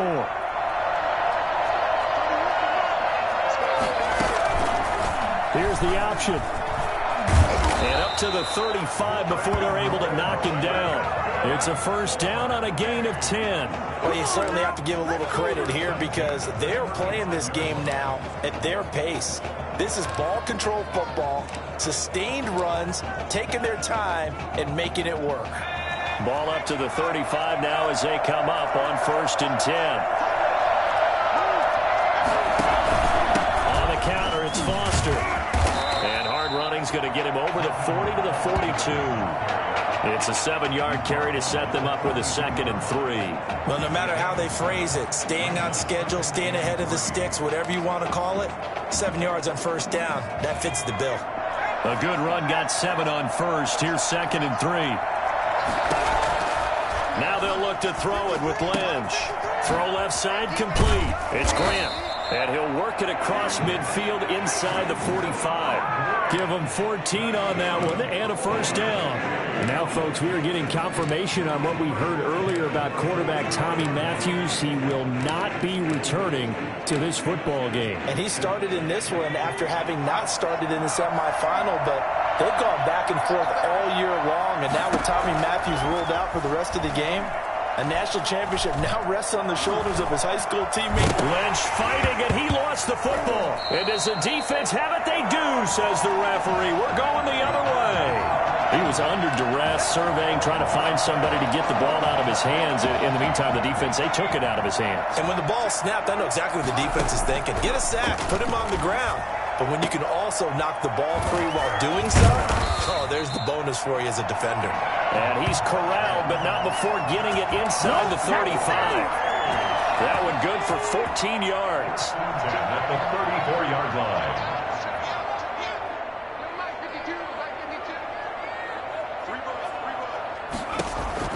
Operating from the gun, Carter. And the tip there altered the ball flight, and it falls incomplete. It'll be second down. We've seen these defenses make enough opportunistic plays to keep this one low scoring. Flying around, making plays on the ball, and we see yet another errant throw as a result. Another throw on second down, and this one incomplete as well. Trying to get that one to his tight end, and they've been trying to get the ball to him, but as of yet, unable to successfully complete one. But you know there's usually a nice comfort zone in throwing to the tight end. Great sight lines, usually right in the middle of the field. And that's going to wind up incomplete. However, we do have a flag down. Let's check in with our referee. So the pass incomplete in the end zone, but contact and pass interference. And now where does the ball get placed? At the 1-yard line. 1-yard line. They gave up excellent real estate on that one. That's going to work really, really well for the guys who threw it. Now a throw to the end zone on first down, but it winds up incomplete. Second and goal, and they will try again from the 2-yard line. From the gun, Carter. That's caught at the 3. And he's able to get it down to the 2-yard line. They get only a yard there. Now it's third and goal. That might feel like a little bit of a lost opportunity there for the offense because the defense brought pressure that time. And sometimes against that, you can get out to your running back, and it could turn into a big gain downfield. But what a nice job they did getting to him quickly and holding him to a short gain. Meanwhile, on third down, they take a shot at the end zone, but it's incomplete. And that is no good. And this score will stay right where it is. Well, close game, second half. You obviously hate to leave 3 out on the field. Especially in a game like this when you know points are hard to come by. That was one of their best opportunities so far, and they come away with nothing. The offense now at the line, ready for their next drive. And last drive, obviously not what you're looking for. You've got the lead. You've got to protect the football. So in other words, someone got lucky because they've been moving the ball really well and wearing them down. In this case, though, giving up the football doesn't make them very happy. They can't wait to get back out there and atone for it. Yeah, try to atone for it here on this drive. We know play callers can be very creative in this game today, but sometimes when they've got receivers with speed like this, they don't need to design incredibly complex calls. Sometimes it's just get the ball in his hands and let him do his thing. In a sense, less can become more, and it was right there. No gain on the play. It'll be second down. For the Cornhuskers program, obviously so rich in history, great players, legendary coaches throughout the decades. It's almost surprising that this is their first foray into the college football playoff as they seek their 6th national title. Remember, they won back-to-back titles in the 70s, 70 and 71, and then 3 times in the 90s, 94, 95, and most recently, 1997. So now 3rd and 10, a big play to start the drive, but nothing since. From the shotgun, it's Lynch. And down he goes. They sack him back right around the 41-yard line. On comes the Nebraska punt team, as he should be able to pin him back deep here with his first punt. Back now here on EA Sports. It's been a very hotly contested game to this point. Just a field goal separating these two teams as we get set for the 4th quarter. And this one sails out of bounds. I think it'll be inside the 25. It will. 24-yard line is where they'll spot it. Ready to begin their next drive. Here's the Florida offense. On first down, he'll drop to throw. Got his man complete over the middle. That's Perkins. And they work this well upfield across the 45. A well-executed 22-yard gain. goal for any offense versus his own defense, find the holes where guys are available and put the ball on the receiver before any defender can step up and fill it. They did it well there. Perfectly executed crossing route. And he will score. Touchdown, Florida. A big play there. 54 yards. And the Gators have jumped out in front.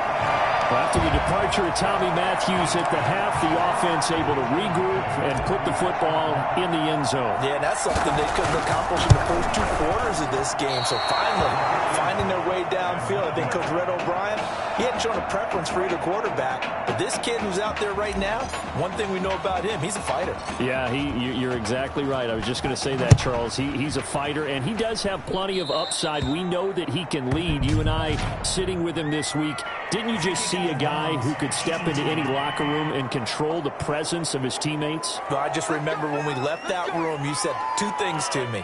I think this kid's going to be poised under pressure, and to me, he's a natural leader, and I concur with both of those statements.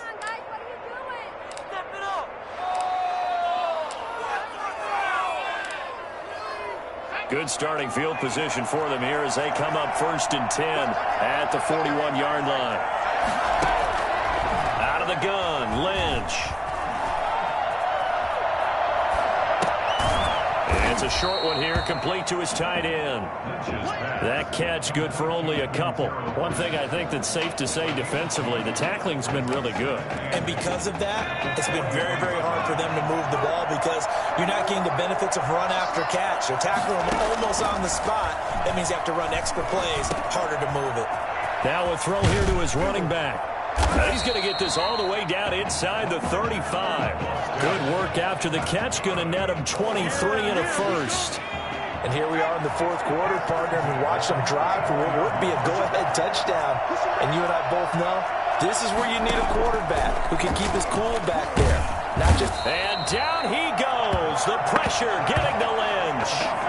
You never want to give up a sack. From the O-line's perspective, they hate it for several reasons, especially because they felt like they let little brother down back there in the pocket. Oh, no doubt. They have a ton of pride, and they go into every job wanting to keep that guy clean. They want that uniform with... Oh, the pressure too great, and he goes down once more. And we say it all the time, have to be able to get rid of the ball sooner than that. You have to help your offensive line out. They're going to protect you as best they can. And if you're getting 3 to 5 seconds to throw the ball, they're doing a really nice job. But when you hold it and give up a sack, you really don't. And the pressure will get to him. He goes down. Now there is a flag on the play, but this looks like holding on the offense. Well, your QB's been sacked 4 times in the game already, and they're the holding goal. And you know darn well the offensive line coach is frustrated and upset that he's been hit that many times already. He doesn't really care that they hold now. Just don't let him get hit anymore. Oh, it's a screen pass. That's complete. And he'll get it out to midfield. Looks like, yeah, they'll spot it right at midfield at the 50. That's a gain of 11. Would have been a first down if not for that penalty moments ago. When you run a screen pass really well, you got to like the look of it because so many parts come together to make it work well. The offensive linemen, where they're faking people out, the back slipping out there, catching the football, then all of them going together as one unit downfield. A really nice pickup. And for an offense that is struggling, this is not where you want to start from. Great punt. Fantastic punt. And for all those who wonder, what do punters do during the course of practice each and every day? The best ones do what we just saw there. Work on positioning the football and helping their team. And now a throw on first down there, but it's incomplete. Well, we always talk about how you've got to be quick when you go through your progressions, and here's another prime example. Trying to look downfield, he was standing in the pocket, but just couldn't find anyone open, could he? No, not enough time. They hit him and forced that incompletion. Throwing there, but this pass is going to wind up incomplete. Certainly looked like someone was very confident in his ability to fit that one in. I would say he was overconfident because there wasn't a whole lot of separation there. Had that one covered pretty well downfield and knocked it away. And that's caught by Beasley. But he's able to get this one all the way past the 30. Excellent play there on third down. Give him 25 yards. Not totally home free yet, but it's looking good as they come up first and can't get away, and he's taken down. A loss of 2 yards. It's second down. Now, following the sack, they'll come up here on a 2nd down and 12. And they get him down, but not before he takes it across the 40-yard line. Now the defense going to use the first of their timeouts as they'll head to the sideline and talk over what to do next. And I think this defense knew what was coming as he is smothered behind the line. Now a 2nd timeout called for by the defense as they'll head to the sideline and talk over what to do next. And the play goes nowhere, losing yardage back near the 40 at the 39. Now the defense will burn their 3rd and final timeout as they'll head to the sideline and talk over what to do next. And they'll try to run the option here. And he'll get this up near midfield, but then still a few yards shy of the 1st down. 9 yards that time on the keeper. Brings up 4th down. Well, if you're going to run the read option, typically, you've got to keep an eye on the defensive end. And what does that mean? What are you looking for with a defensive end? Well, you want to play off of what he does. If he collapses inside towards the running back, then you pull it and take it yourself outside in. If he stays outside, you go ahead and leave it with the running back. In this case, pulled it and got good yardage himself. The offense back out there at the line, ready for their next drive. They're only in need of a field goal, a decent amount of time on the clock. So tell me if I'm wrong. You don't have to be too panicked here. No, not at all. I agree with you. And this is where your preparation and your confidence comes into play. They've worked on these situations. They practice this all the time. They practice it all the time. They know what they want to get done. And in a lot of cases, the great competitors, they love this situation. They think they can go ahead and get it done. They practiced it. We'll see if practice makes perfect. Dancing to his left. Lynch busting free. And he takes us beyond the 35 before going out of bounds. Nowhere to go downfield, but he's able to get out of bounds and stop the clock here with a 1st down. At the 37-yard line. Now it's Lynch. Forced out to his left. He's got a 1st down and then some at midfield. And he'll be out of bounds just shy of the 40. No one there to help out downfield, but no problem. Scrambling for 22 and a 1st. The Cornhuskers now with a 1st and 10. First down. Here's Lynch. It's a loss of 10 yards on the play. And it'll be a 2nd and long. Lynch to throw. Lynch fighting. He fumbles. He lost the football. And the offense will get this one back. Boy, that could have been catastrophic at this late stage of the game, but they avoid disaster. Flush to his right.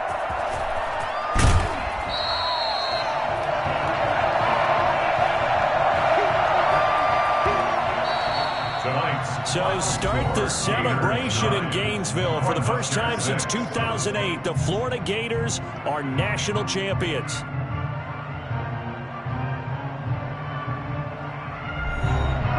And celebration time on that sideline. It took a change at quarterback. His thoughts will turn to the condition of Tommy Matthews.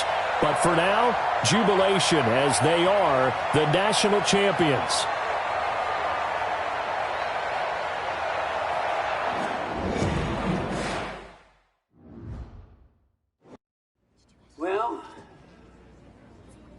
Tommy's injury certainly was a setback. But the bond that these two kids have is really strong. And although only one of the Heartbreak Kids was out there the 2nd half, Tommy's spirit was with him, and I believe. You hear from Mr. Matthews? The hoodie gave it away. He's stable. But we're only allowing family to go back right now. That's great. Because he's my brother. I'm proud of what he's accomplished this season. I think there's only one individual on everyone's mind tonight. This one's for my brother, Tommy Matthews. You think that's something? You should see it in person. Oh, man. That's so cool. Thanks so much for coming and bringing this. You kidding me? I wouldn't miss this for anything. Coach and the guys in their best. They waited as long as they could, but no one knew when you might wake up, so they had to catch the flights back. I told Coach I wasn't about to split up the Heartbreak Kid, so I stay behind, make sure you were all right. Thanks, man. I'm just glad you're here. Hey, they did leave you the trophy. They wanted to make sure you had it when you woke up. How you feeling, buddy? Like a sack of crap. It's funny, because that's exactly what I was going to say you look like. Hey, man. Promise me one thing. Anything. That you'll come back next year and make it win the championship. Together. Next year? You know I will, brother. Together.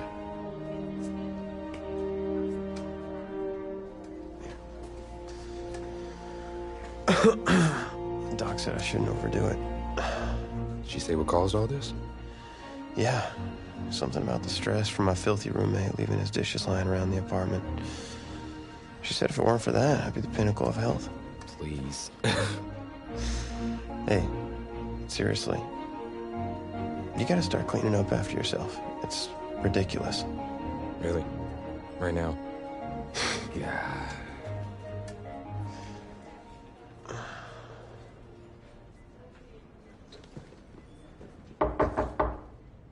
Is that him? He's an hour early.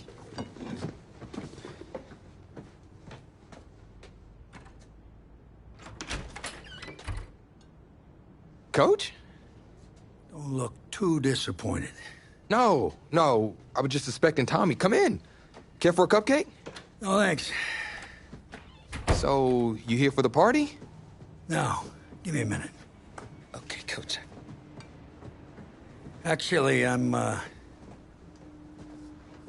here to talk to you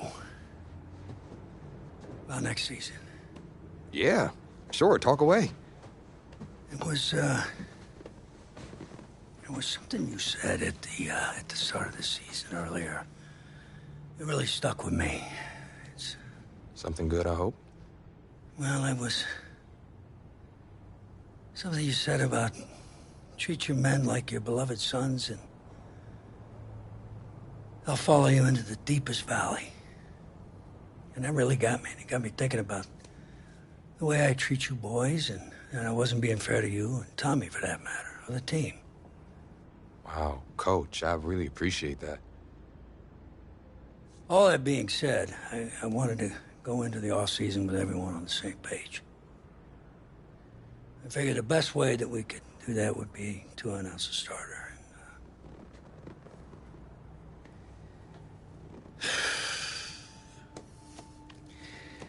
Tommy's gonna be our starter. But how could you possibly make that decision after the title game? Is Tommy even gonna be able to play? Yeah, I spoke with his doctor. Valve replacement surgery was great. He's gonna be right as rain. I just don't understand. I know this is hard for you. It's hard for you to process, and I hope you believe me when I say that I take no joy in making this decision, but I stand firmly behind it because, frankly, Tommy's a better fit for the offense. Well, what does this mean for me? Well, it means that you are at a monumental crossroads in your life, and you've got two choices. You can enter the draft, and based on what you did last year, I'd say you'd be lucky to get picked in the third round. But realistically, you're looking at a late-round selection, if at all. Jeez, don't sugarcoat it for me. Well, I'm trying to be open and honest with you from this moment forward. I'm giving it to you as I would my own beloved son. And my other choice? Well, the way I see it, you got too much raw athleticism to waste sitting on the bench. Your talent is a true gift.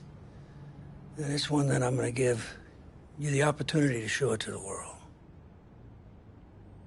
And how's that? You get to pick a new position on offense and get your Heartbreak Kids thing going back again. Heartbreak Kids. I appreciate the faith, Coach, but if I'm gonna play QB at the next level, seems like leaving now is my only shot. That's probably true. Wow. I did not expect all this to come to a head so soon. Well, anything you need, just call. And when those NFL coaches come calling, trust that I'll have your back.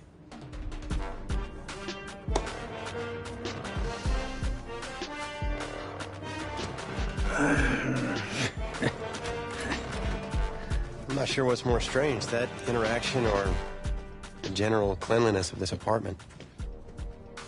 Cupcake! So, the NFL Combine. I spent so much time preparing for it, but some things you can't ever really say you're ready for. That's how the week felt to me.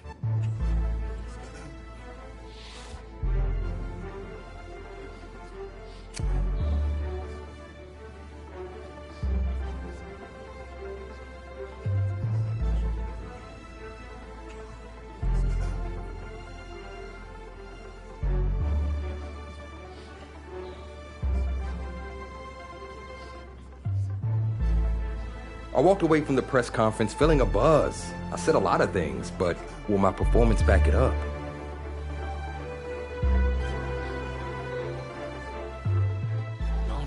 No.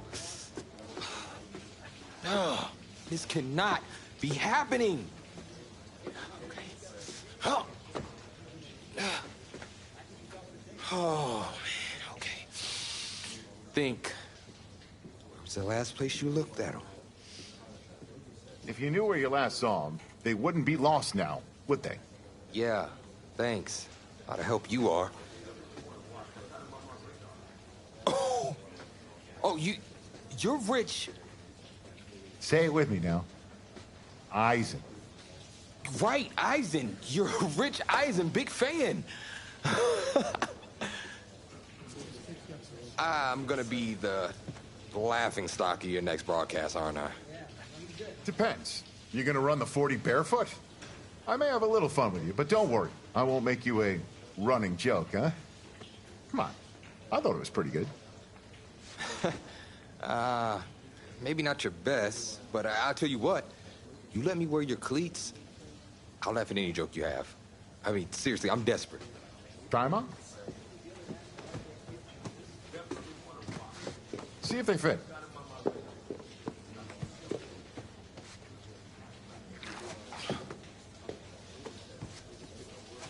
What's the verdict? Perfect fit, but honestly, and I don't mean to sound ungrateful, but they're a little damp. They're like really damp. Did you go swimming in these? Thought you said you were a fan. If you were, then you'd know I just ran my annual Run Rich Run 40 for charity. Right. How'd it go? Let's just say my days of keeping up with Saquon Barkley are behind me. Maybe you'll fare better than I did out there. What was your time? 5.98, baby. Well, I can't do any worse. I've seen statues move faster than that. All right, well, I want you to go out there and post a time of at least 4.6. Think you could swing that? With as much adrenaline as I have coursing through my veins right now from trying to find my cleats, there's no way I don't beat the Combine record. I'll tell you what, I'll be even faster. Just watch. Now that is what I like to hear. You're going to be helping those kids at St. Jude more than you know. Go get them, champ. Hope those shoes bring you good luck and an even better 40 time. Thanks again, man. Yep, I feel it.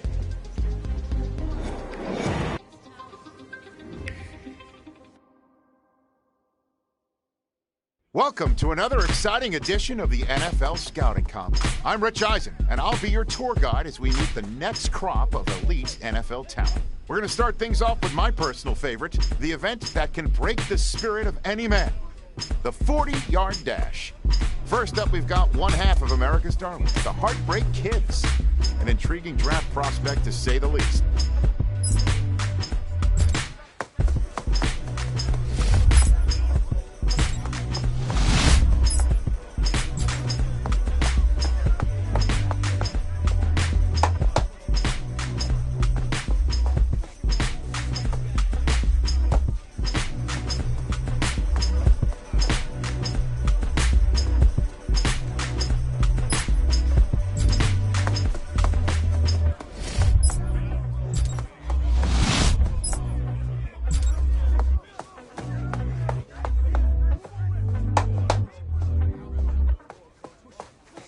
see him up next for the skills portion of this year's NFL Scouting Combine. Okay. Ready? 19 Tiger, 19 Tiger. That. On the set. Ready, go. Come close, one more. Here we go, set. Like it, get go. Come on, this is really strong. Let's go. Have on me, ready? Take your time, focus. No! Look at 19, set. We're almost there, a little more. Come on, set. Ready, hit. Push through. Here we go, here we go. Let go. Yes, let's go now. 70 to 100. You're better than me. Got it, ready? Pick it up already. Hey, 60 miles, ready, go. That. Well, today had a little bit of it all. Select few guys who have just cemented their place as one of the top picks in the upcoming NFL Draft. Until next time, I'm Rich Eisen. Welcome to the 2020 NFL Draft. Sure, the experts have done 2.7 million mock drafts, but you can toss those babies out the window. And we're back in the fourth round of the draft. The talent herd is beginning to thin, but there are still some real studs out there. Hey, this is the offensive coordinator of the Tampa Bay Buccaneers. How you feeling right now? Oh, everything's great, Coach. Well, look, son, we've been following you for quite some time, and we believe you could be an integral part of this team. Thank you, sir. Thank you so much. I can't tell you how much this means to me. And I'm ready to do whatever it takes to show you I'm worth your pick. I know you will.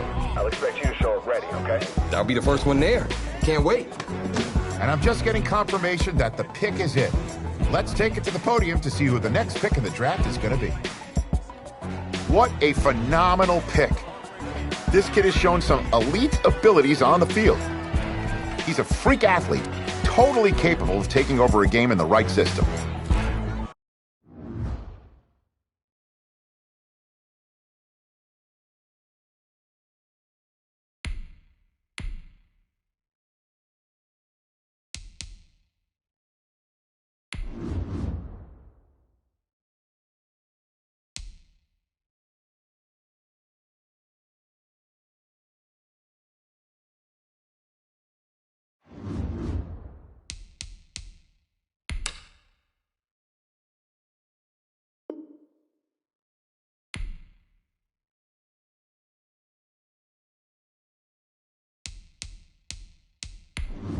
This is the player card. This is your development trait. Superstar and Superstar.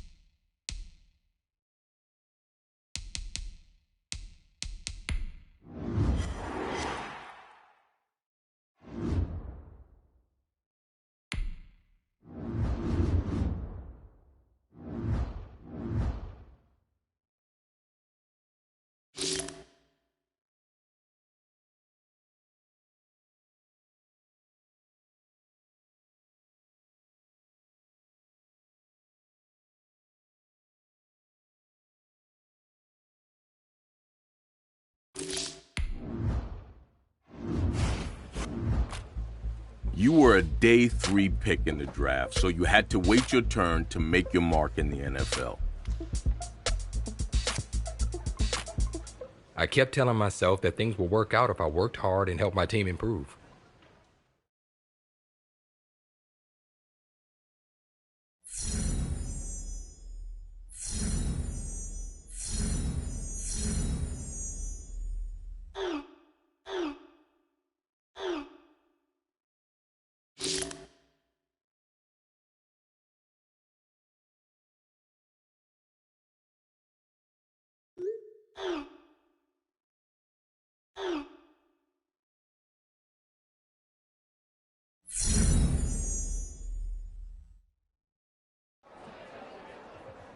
I caught a break early on.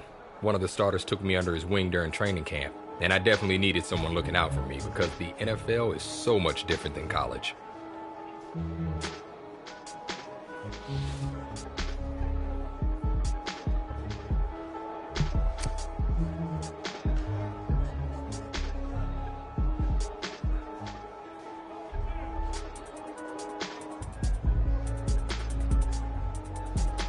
He said I had the right attitude and was looking forward to seeing me at practice. The encouragement gave me a boost and made me even more determined to show the team what I was capable of.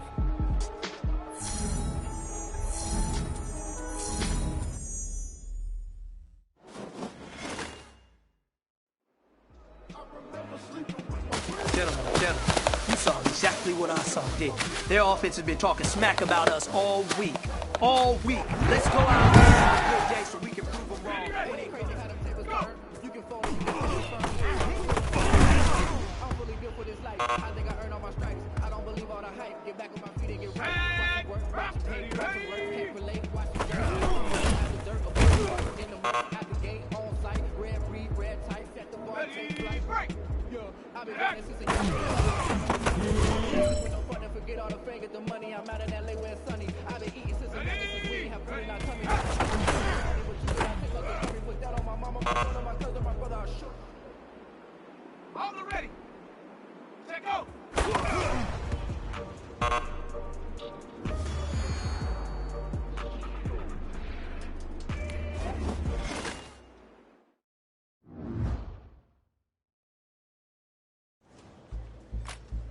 I had no idea what to expect after a handful of really bad practices. The NFL is an unforgiving business, and I thought there was a chance I could possibly be cut right then and there.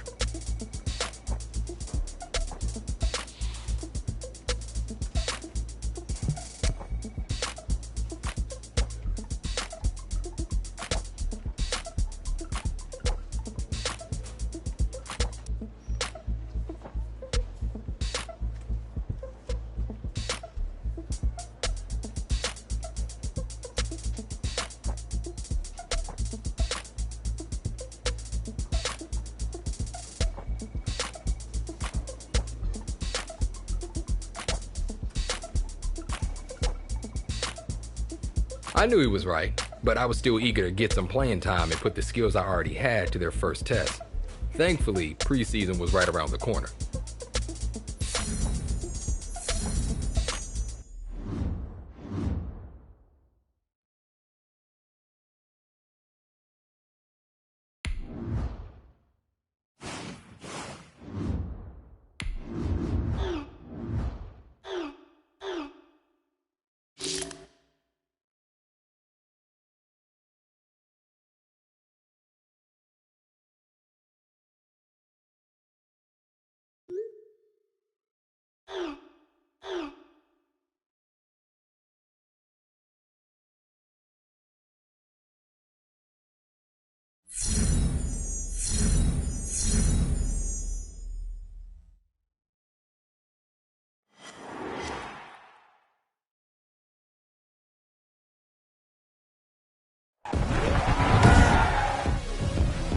Tonight, from Raymond James Stadium in Tampa, Florida,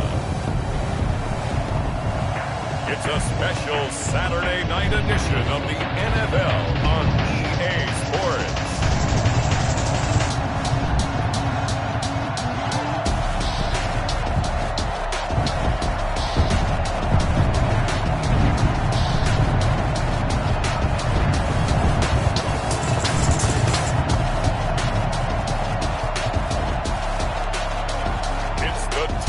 Bay Buccaneers taking on the Jacksonville Jaguars.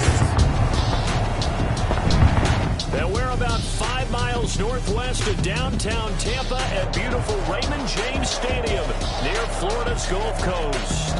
With the echoes of cannon blast still ringing in our ears from the north end zone, the Bucs were introduced a moment ago, and they are all set as their guys will do battle with the Jacksonville Jaguars.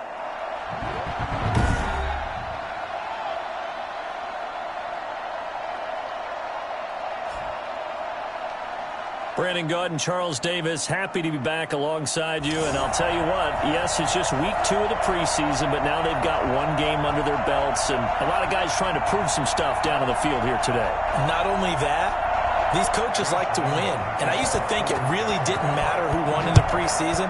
Then I watched some of those shows that the NFL does, and you see the coaches in preseason after a loss jumping all over their guys. So I learned one valuable lesson. Wins and losses count no matter what time of year it is. So out come the Bucs now for their first drive. They will be led out by perhaps the best ever. At 43 years of age now, it's the great Tom Brady.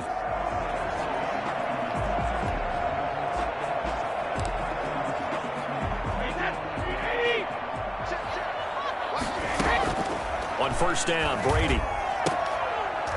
And this will be incomplete. Physical play on the football there, and it's second down.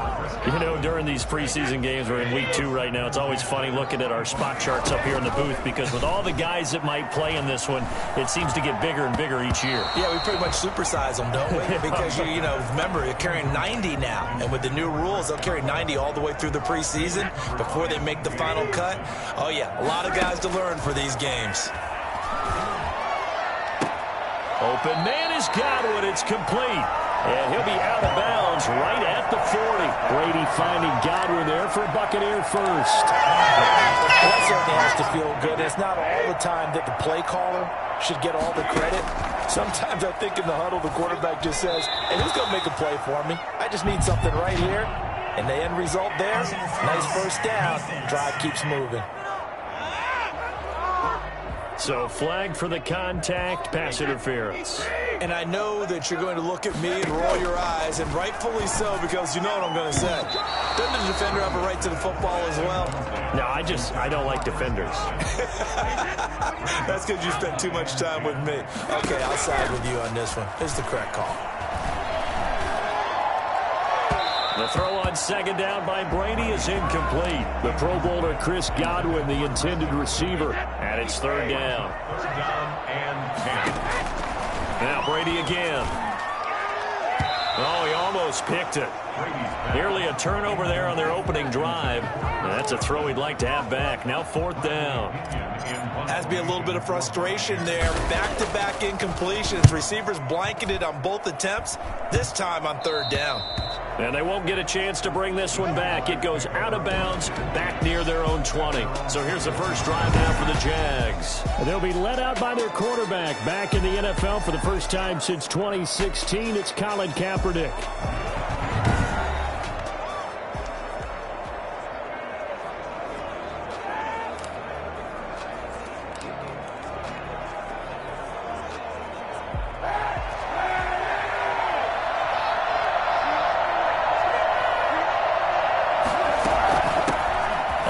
Carry now for Thompson. And right away, he lost the football.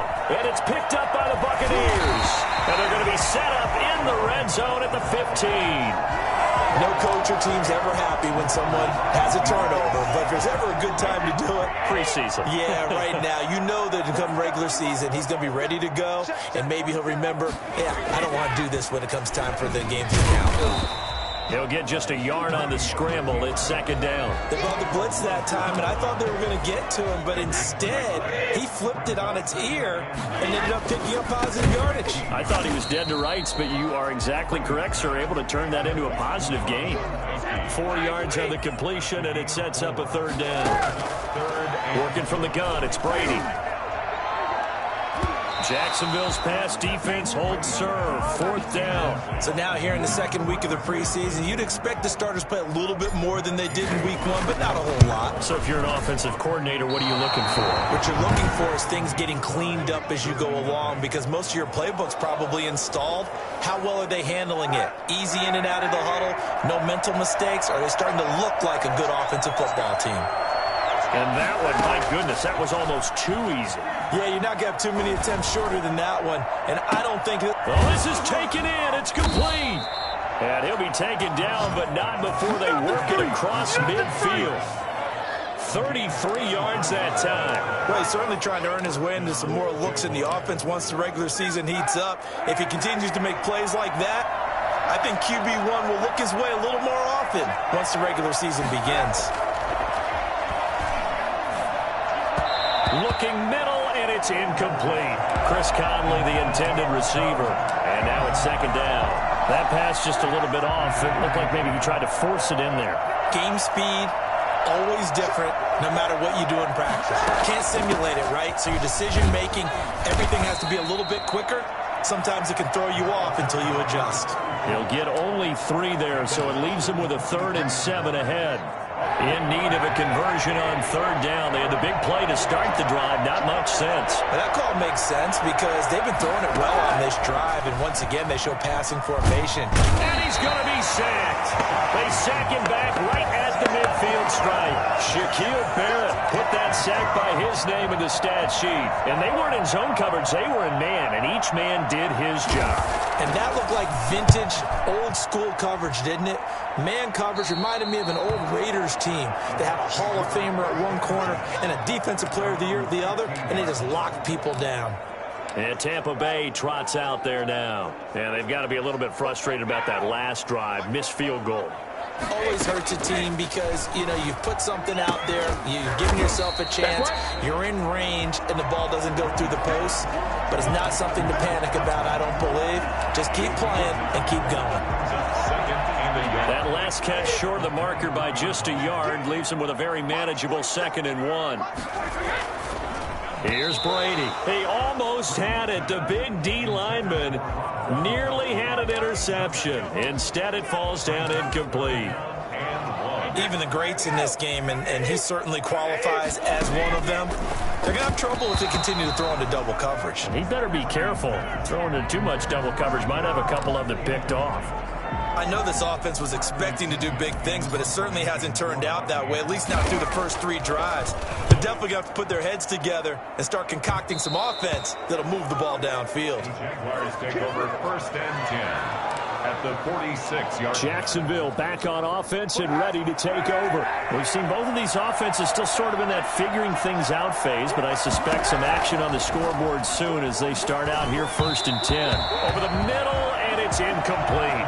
His big tight end, Tyler Eifert, the intended receiver. And that'll bring up 2nd down. It moves to 2nd and 10. Shotgun handoff to Thompson. And a pretty big hole as he's down to about the 40. They get 6. That'll leave them with 3rd and 4. All right, Brandon, I know we're in the early going here, but those kind of runs, they're going to open up a world of opportunities for this offense going forward. To throw, it's Kaepernick. He'll set up the screen to Fournette. And he got blown up. Losing yardage on the play back at the 44. That'll be a loss of 4 yards on the play. And that'll bring up 4th down. I love the intelligence the defense just showed there. Read their keys, saw the screen developing, ran to it, and smothered it. What a 3rd down stop by them. The Bucs take over 1st and 10 at their own 20-yard line. The Tampa offense ready to get their drive started. They've shown precious little here offensively thus far as they try again with a 1st down now. And this is going to be caught, but they'll say out of bounds. So it's incomplete.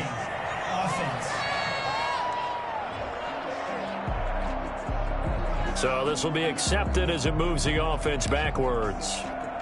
After the incompletion, here's 2nd and 10 from the 20. To throw again, Brady. That's complete to his receiver, Godwin. They do get a couple, but they'll be left staring at a 3rd and 8 coming up. One thing you're hoping for when you run drag routes, you're able to hit a receiver in stride, and he can pick up a lot of yardage after the catch. But in this situation, the defense was effective, able to stop him before he could get a good head of steam going. Here's Bradley Pinion now as he's on to punt for Tampa Bay. He's been a busy man here in this first half as he gets it away. And this drive will start in enemy territory as that gets out of bounds on this side of the 50. And out now comes Jacksonville as they get ready to go. And they're coming off a 3-and-out, my friend. I think they've got to look at that play sheet and go to a spot that they haven't gone before. Time to shake things up a little bit to try and get this offense moving. Okay, so how do you do that? How do you shake things up? You look at what you've called before, realize it hasn't worked Go to so something well, else. and maybe try and find one of those special plays from one of your better players, and maybe try and hit something big and get things going in the excitement area. Kaepernick now on first down. He's going to wind up and air it out. And too much juice. It'll be out of bounds, incomplete. The running back, Leonard Fournette, his intended receiver. But it'll be second down.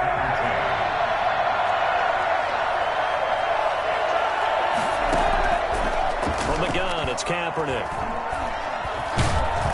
And he's going to be taken down. Pressure gets there back at the 39-yard line. Shaquille Barrett able to drop him that time for his second sack of the evening. Here's third and long. Kaepernick needing a big play to counteract the sack. Working from the gun, it's Kaepernick. And able to find Conley. And he is going to have a Jags first down as they're able to get the third down conversion. The defense shaking their heads, not aggressive enough, and they allow him to convert a 3rd and 18. They'll run on first down. Thompson. This will be stopped about 2 yards shy of the marker. 8-yard gain, 2nd and 2. 8 yards the tally on that first down run. Here's 2nd and 2. Shotgun snap now for Kaepernick. Escaping the press, and he will get this into the end zone for a Jaguar touchdown. An 8-yard touchdown run as his guys are on the board first here tonight. But once you get down deep in the red zone, Colin Kaepernick, you know that he is a threat to call his own number, and he did so there for the touchdown run. And partner, that's what makes defending him so difficult, because defensively, you've got so many things you've got to be concerned about. Here, he decides that keeping it is the best option. He's able to stick it in the end zone. This will be fielded inside the 5. And he won't quite make it to the 25. The Bucs take over 1st and 10. The Bucs offense set to begin their next possession. And on the last go-around, they really couldn't get anything going. They had to punt from deep inside their own territory, which means... And the Jags get to him as down he goes. Al Woods gets him for a loss of 8. What great push up front. So that complicates things a bit here. 18 yards to go now on 2nd down. Now this one complete downfield on the left side. And way up past the 35 before he's taken down. 23 yards the pickup there.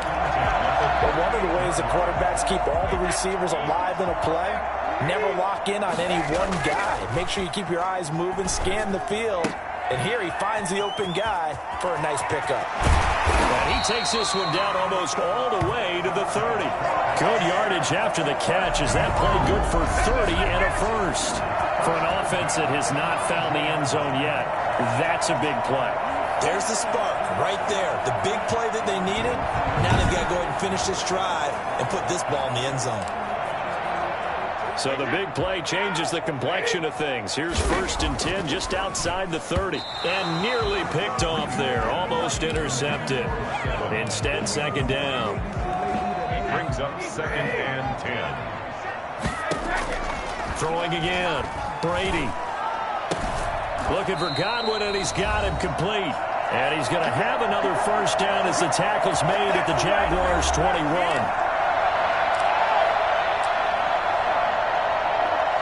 Coming up at halftime, I'll go from one personality, that's you, Charles Davis, to another one in Orlando, the coach. He'll have stats and scores from around the NFL. You Jonathan Coachman, both larger than life. No doubt about it. But you're stuck with me in this booth, yes, and he's miles away and smiling. And happy. That last catch short of the marker by just a yard leaves him with a very manageable 2nd and 1. Now, here's a look for the end zone, but that one's going to wind up incomplete. Mike Evans, the one he was looking for. And it's 3rd and short. Brady to throw again. Jacksonville's pass defense holds serve. 4th down. They really had a good drive going there, but a nice recovery by the defense these past few downs. Able to knock that one away on 3rd down and bring up what I think for the offense, an unexpected 4th down here. Come on. Ready or not. Ready or not. What do y'all do? That's what I'm talking about. The Jaguars getting set to go. It was still more than a minute to go in the half. Time to try to mount a drive. And I would think that they would have to. This is today's NFL. You got to push it whenever you get an opportunity. You could never have enough points with the high-powered offenses that you face. And analytics will tell you, try and score when given the opportunity. So we've seen these be tricky from time to time. You know, you've almost got to cut the ball to make it go through. And this time he cut it a little too much, and he sliced it. Yeah, and he'll tell you, no excuses on this one. It's a kick every NFL kicker should be able to make in his sleep. But your word was definitely correct. He sliced that one, and he'll miss it wide to the right. Kaepernick hit, fumble. He lost the football. And fortunately, he's able to reel it back in, but it's going to go down as a big loss here on the play. Able to fall on it, but look where they recovered it. That's a big loss. A lot of bad news on that play for them, wasn't there? Lost the football, lost a lot of yardage, but I think the good news outweighs it. Able to retain possession. That was big for them.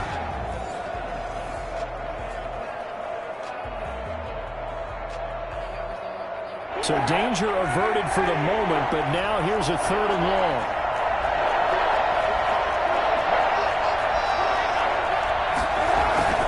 Not wanting to risk another sack, they'll play it safe with a run. And they'll indeed stop him on 3rd down. And now what do you want to do with your timeouts?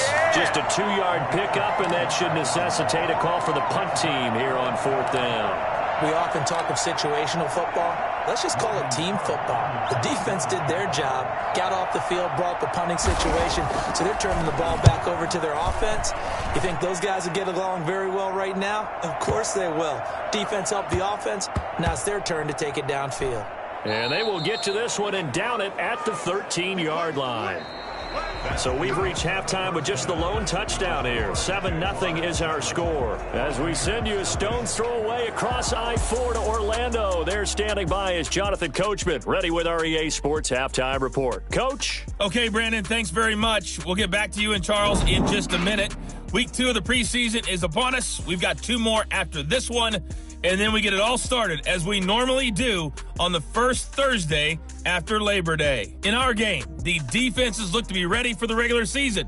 Maybe not the offenses just yet, but still a half to go, as we get you back out to Brandon Godden. Okay, Coach, appreciate it. A 1-touchdown game here as we get set to resume play in the second half. Expect to see a good number of backups going forward as we are back and underway here in preseason week 2. By rule, that comes out to the 40-yard line, so good opportunity for this offense with solid field position. Minshew and the Jags now with a 1st and 10 at their own 43. They'll run with Thompson. And he loses the football a second time. And it's picked up by the Buccaneers. And they will set up shop in enemy territory at the 42-yard line. Obviously, you got to hold on to the football, but I've got to give credit to the defense there. Good job of knocking it free. Yeah, because a lot of the time we just blame the offensive players for not taking care of it. How about the effort of the defensive players knowing that guys are going to, and if they're good, anticipate the contact coming and try and cover up the football. And they still find ways to knock it free.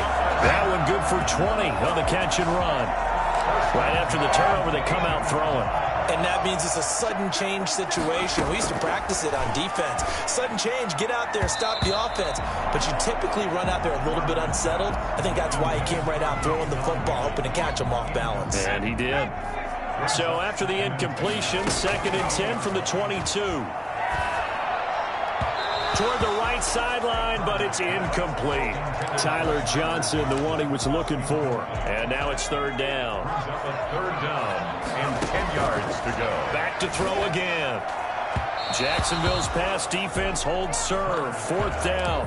But the passing windows are just not there. That's just another example of how great this defense has been all game long. And that's exactly what a top 10 defense can do. They can really change the game tempo and frustrate you as you try to execute offensively. Gardner Minshew and the Jags ready to go on offense once. Thought that might be the goose egg breaker. Still stuck on 0. Yeah, this is still a tight game, too. We got to keep that in mind because that miss there, you hang your head, you let it affect you the next time you go out there, then you've really hurt your ball club. Get yourself together. You might get another opportunity, and they're going to count on you to put it through the post. And here comes throw number 1 for the backup QB. That is caught by Josh Oliver, the former San Jose State Spartan. And he'll be taken down, but not before they work it across midfield. That good for 21 yards on the catch and run. 1st down, Jaguars. They run for the first time with Divine Azigbo. Just a yard on the pickup there, and it'll bring up a 2nd and 9. Yeah, things were pretty stacked up there in the middle of the line. A lot of bodies, not much space. I think ultimately he was fortunate to get anything out of that run. Here's 2nd and 9, just a yard on that last run. From the gun, Minshew to throw. And this one taken in on the right sideline, but not in the field of play. They say it's incomplete. The throw led him a little too far. It brings up 3rd down. And the line to gain here is the 37 on 3rd down. Looking to throw it. Minshew. He's going to float this one deep right side. And the defense loses him. It's complete. Big touchdown, Jaguars. Colin Johnson, 46 yards. And the Jaguars are able to widen their lead. But sometimes you just got to marvel at how these guys can throw the football. He gave that everything he had, and it was right on the money. And you'd think on 3rd down they'd just be looking for something right beyond the sticks. And I think they caught the defense flat-footed as a result because they decided they were going to take a shot right there, and it ended up being a big play. And that wound up traveling at even 58 yards in the air, according to Next Gen Stats. Lambo to add on the extra point.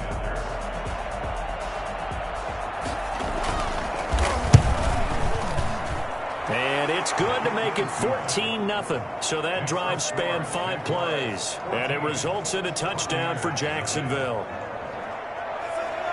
And Lambo now, after the touchdown, he'll kick this one away. And this will make it into the end zone. And in hindsight, probably should have taken a knee as he only gets this out to the 16-yard line. Back now comes Tampa Bay. And the last time that they were on the field, a little demoralizing. Missed field goal. You always feel like you want to get it in the end zone, but then, oh, well, at least we're going to get 3. Didn't go through the goalpost, though. It does test the mental processes of a team, though, doesn't it? Because when you miss a field goal, it's amazing how fast they want to turn on the guy kicking the ball. But you need to keep his confidence up because... He's got him in. Complete. And all the way down to the 42. It's a big play there for the Buccaneers. 41 yards. Still all sorts of time left in this game, and you'd like to be able to say take it one play at a time. But the truth is, they're probably going to have to hit on a few big plays in the passing game to close this gap, and that's a good start right there. And he's going to be down at the 35. Gain of 7. Able to get 7 on that first down pass play. 2nd and 3. And he almost intercepted it. They haven't picked a ball off yet. That probably should have been their first. And it's 3rd down now. Jacksonville's pass defense holds serve. 4th down. He's had trouble finding open receivers all game, CD, and that's because really there hasn't been many. This defense has been all over them. Yeah, they're one of the better defenses in the league, and every time I talk to someone around the NFL, they all say the exact same thing. They're so fundamentally sound, it's hard to execute against them.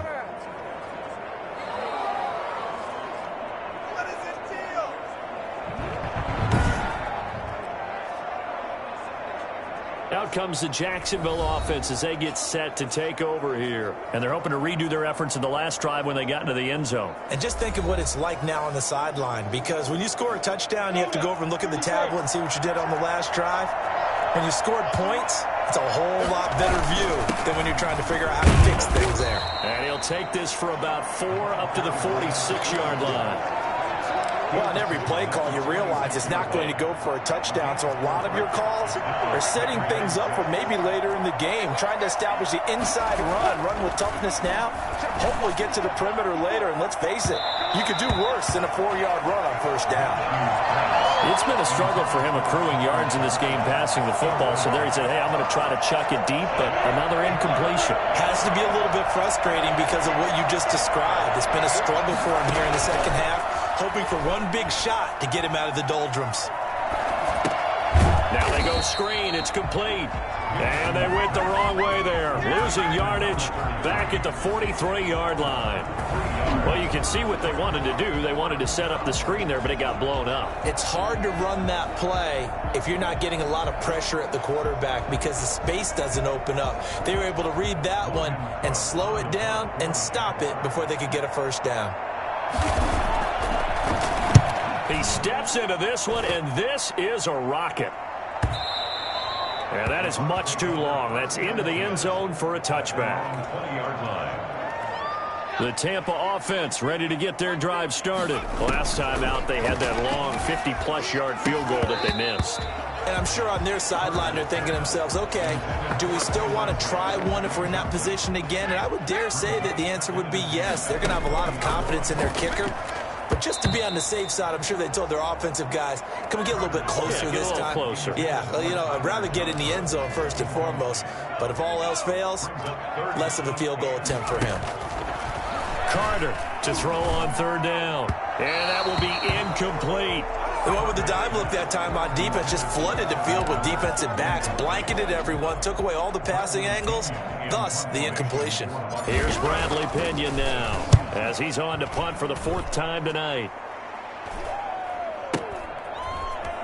And he'll go out of bounds. It appears right at the 45. They'll score that a 36-yard punt, and the Jaguars go on offense 1st down and 10. Minshew going to lead up the Jaguars 1st and 10 at the 45. First play of the drive is a run with Thompson. And he'll only get a yard, maybe 2, up to the 46. An opportunity to get a drive started here at the end of the 3rd quarter. What you're trying to do is break the game down a little bit. Don't let your guys see too deep into the game, into the future, and say, oh, we got to get here. No, right here, right in front of them. Knock the clock down, get to the 4th quarter, try and keep going. And try to keep that lead. Exactly. They had the catch on 2nd down, but it didn't help at all, and now they're looking at 3rd down here. Back now in Tampa. It's Jaguar football here, and they'll look to extend their lead as we begin quarter number 4. They'll try to throw for it with Minshew. And that's complete to Divine Azigbo out of the backfield. And I think the ball's out, and it's picked up by the Buccaneers. And his guys will take over at their own 44-yard line.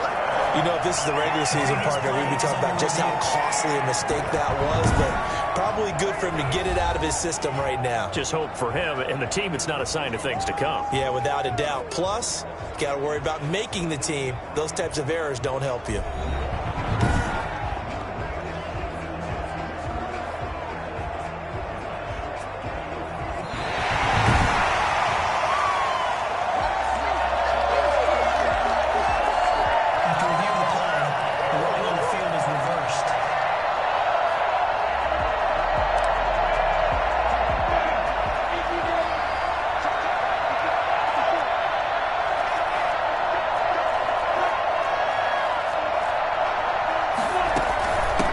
Here's Ezigbo.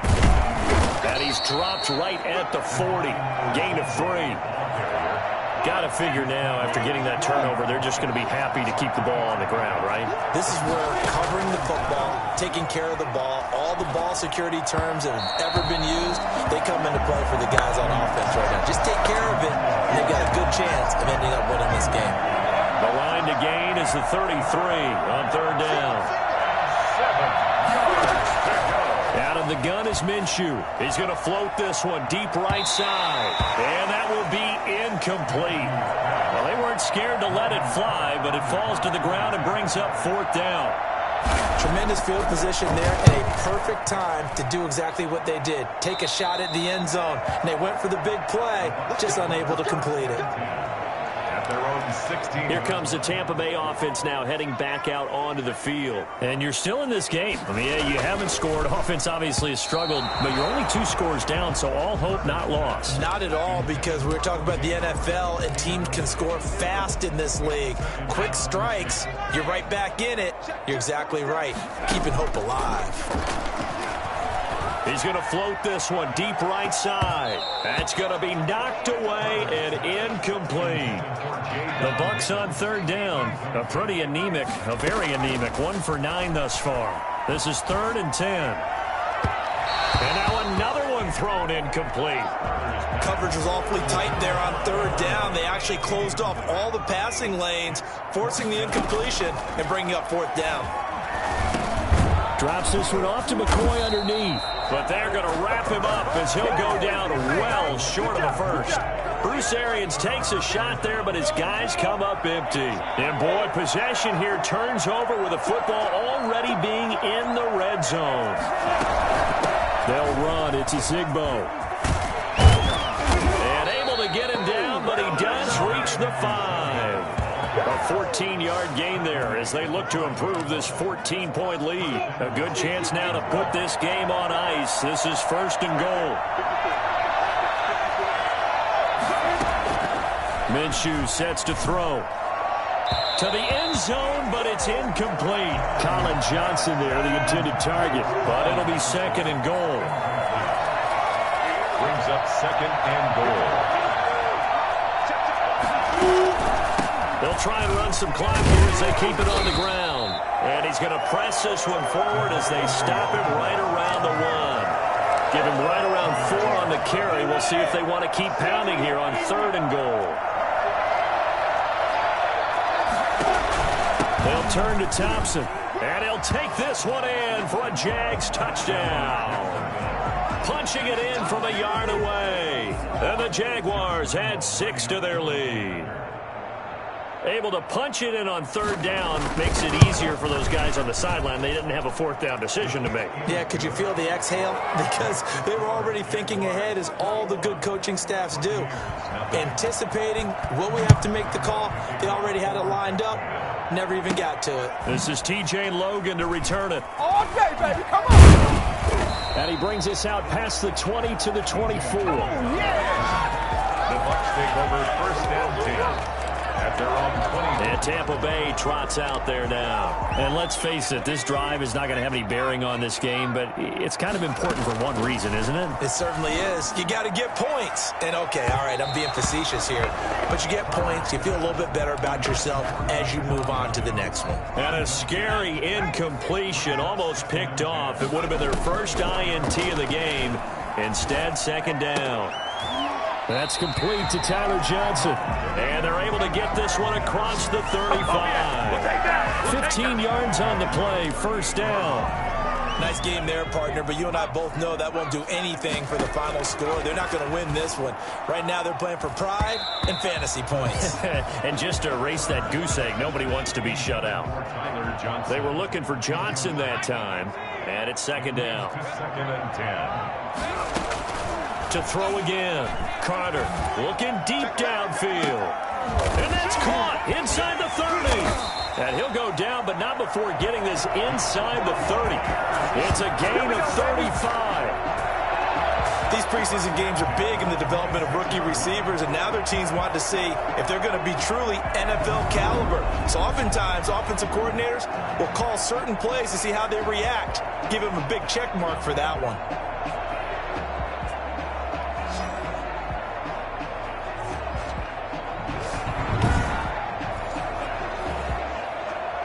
So now then, the big play has them all the way inside the 30 now, 1st and 10.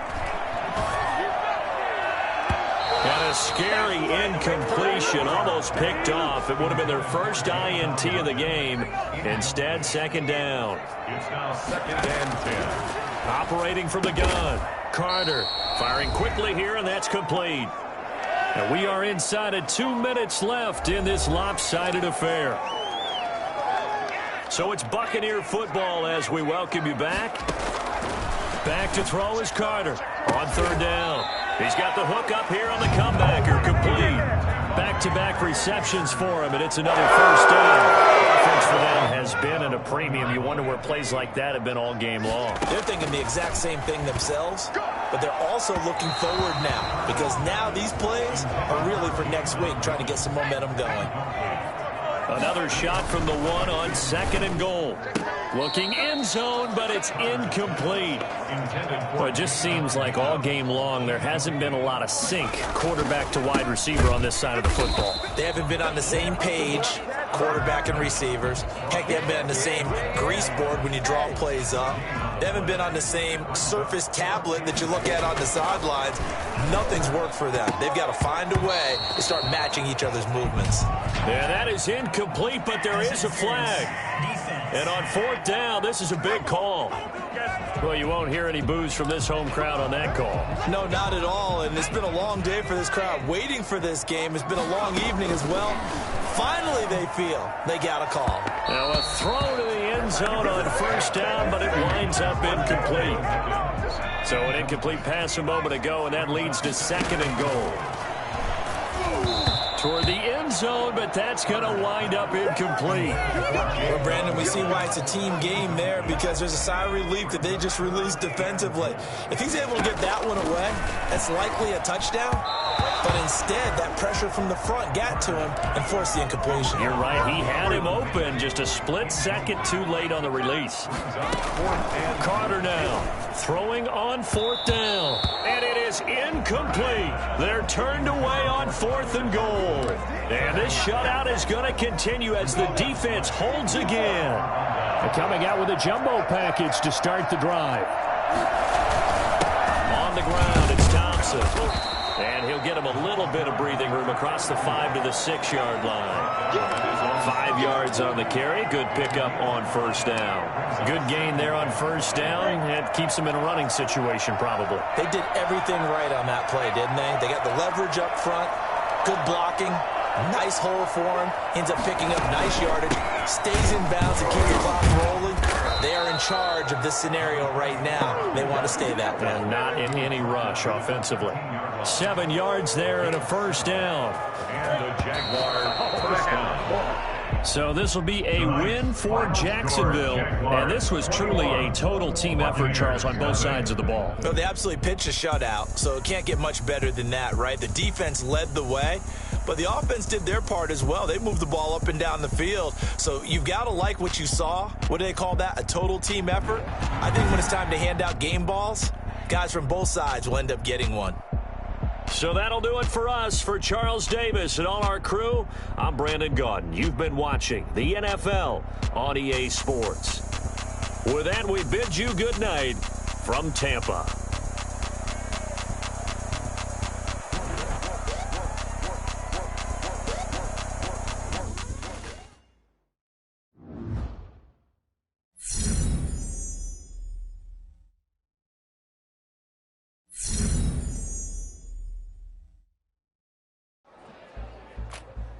After the game, my mentor grabbed some time with me. One thing I learned about the NFL immediately was after one game ends, the true pros start focusing on recuperation and prep work for the next game.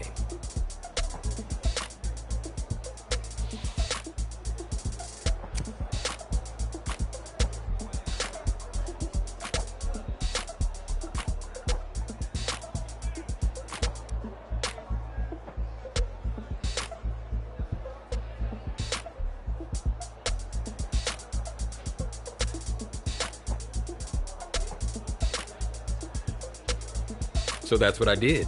It wasn't glamorous, but all the work I put in behind the scenes led to future success.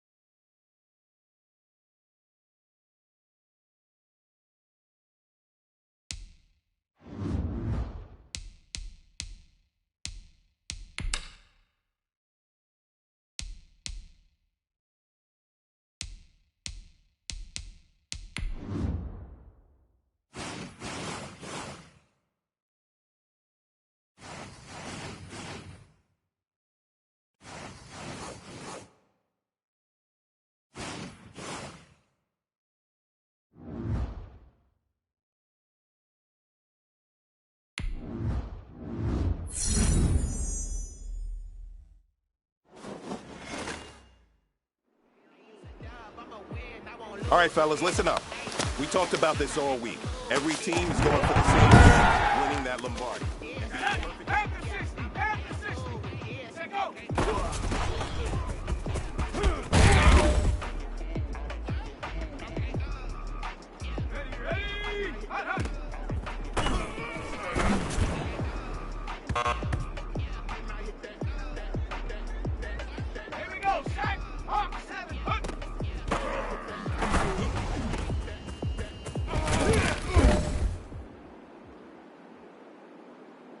Let's go.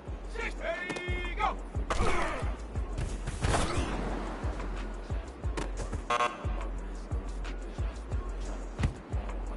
Go. 19, go.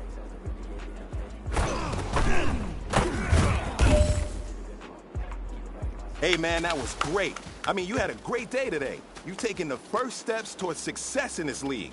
But don't fall back and get lazy. There's more steps ahead, so you got to keep it up.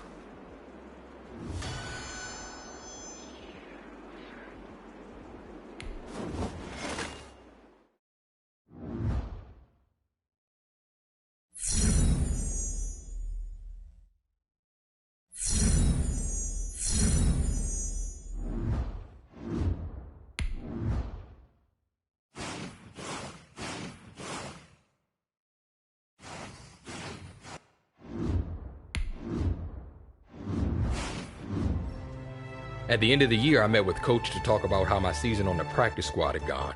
Little did I know I was going to end up having to make a career-altering decision.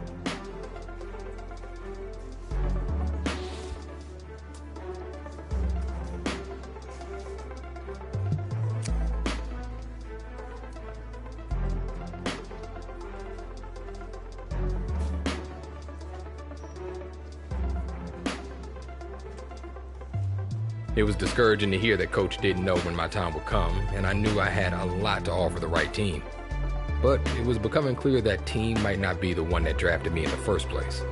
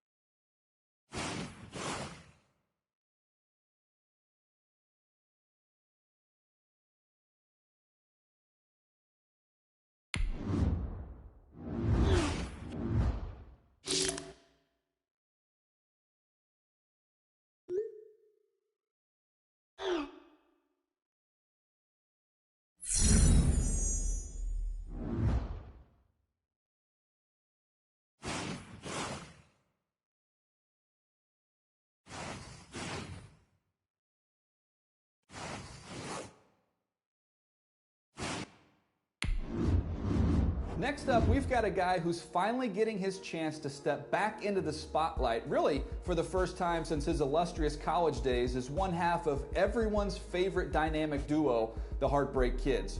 I watched him play all the way back in his high school days when the Heartbreak Kids hype was at its peak, and let me tell you, this kid can play. Unfortunately, he's hit quite a few roadblocks throughout his young career. Now keep in mind, he didn't play high school football until his junior year.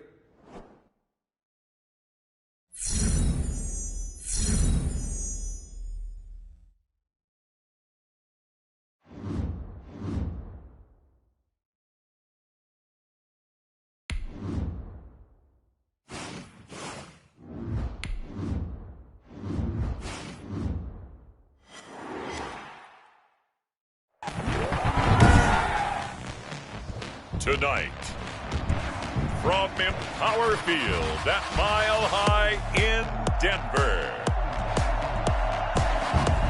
it's a special prime time edition of the NFL on EA Sports.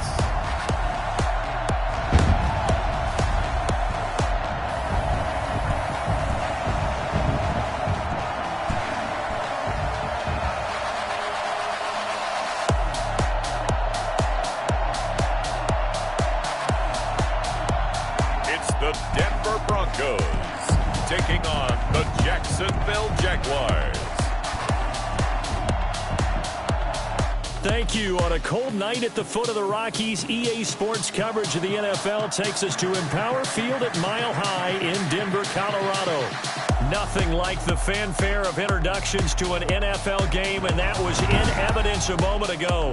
Fireworks, pyrotechnics, you name it. This crowd is ready as their guys get set to match up between the Jacksonville Jaguars and the Denver Broncos.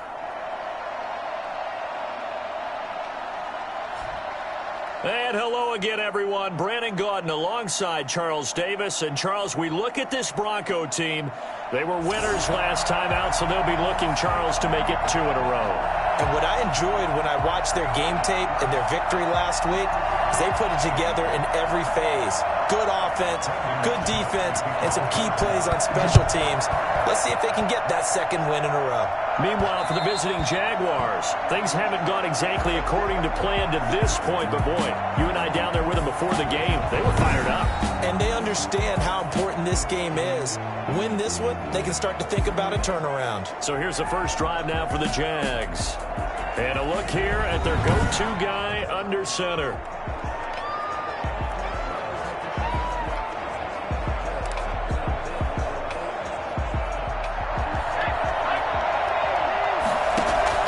Now Carter on 1st and 10.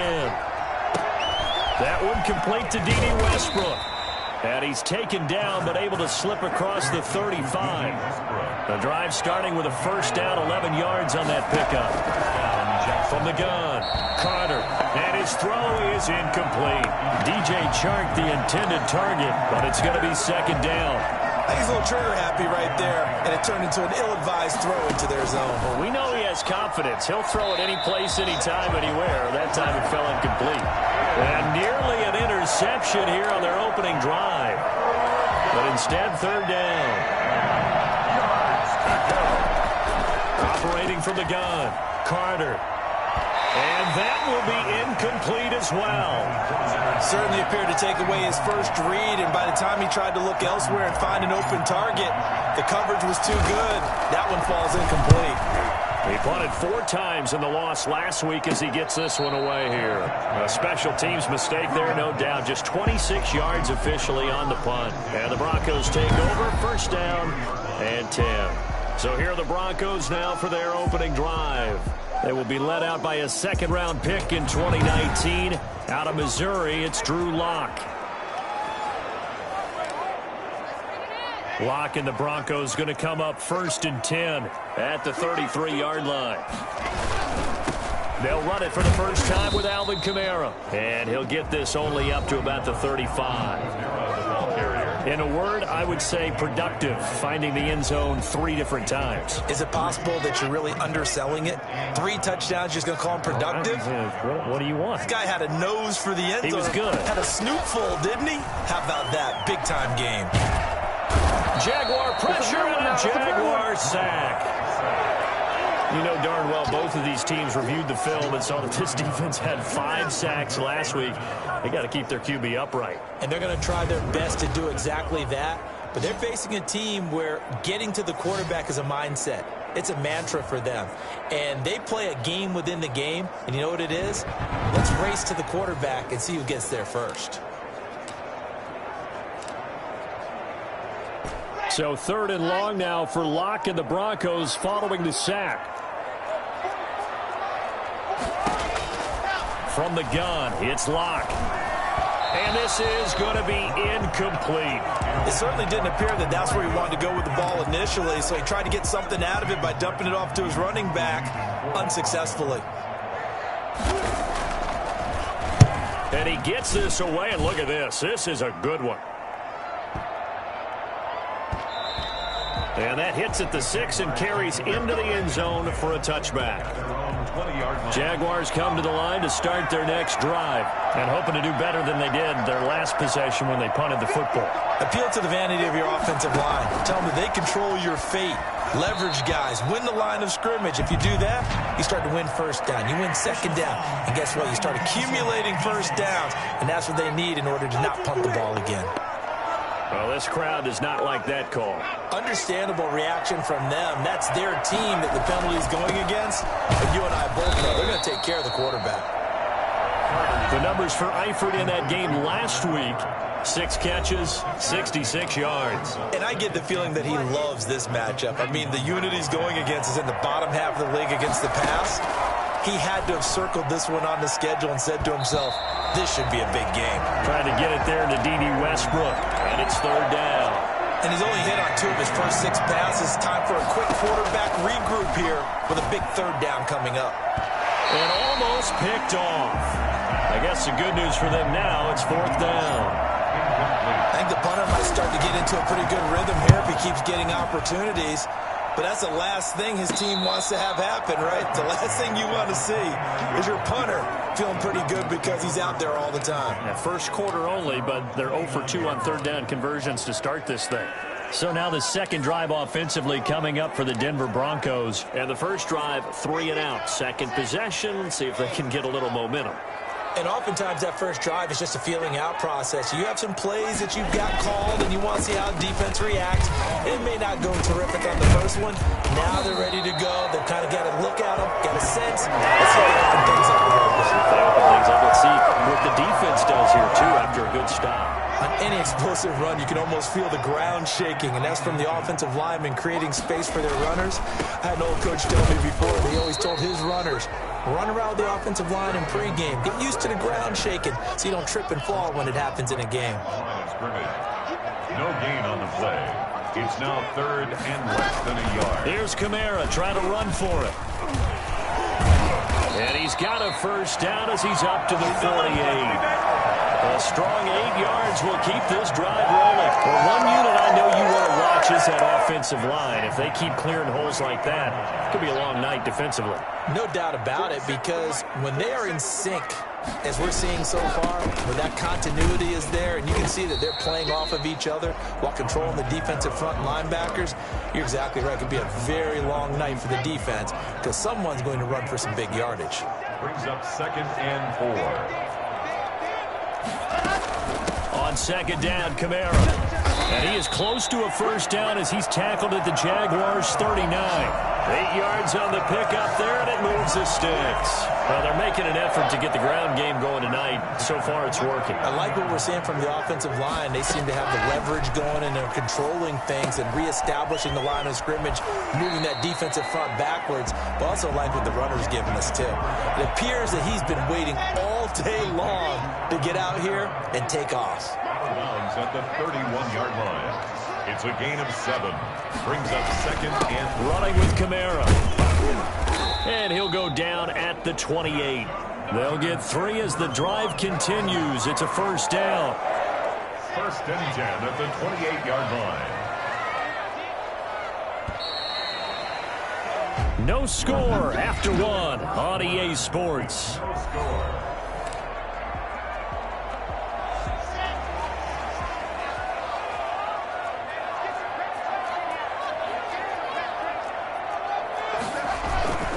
staying on the ground on first with Kamara.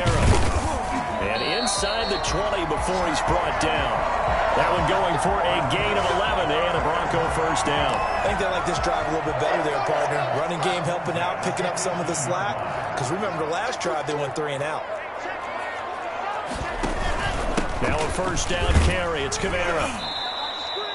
2 yards on the carry there. It'll be second down.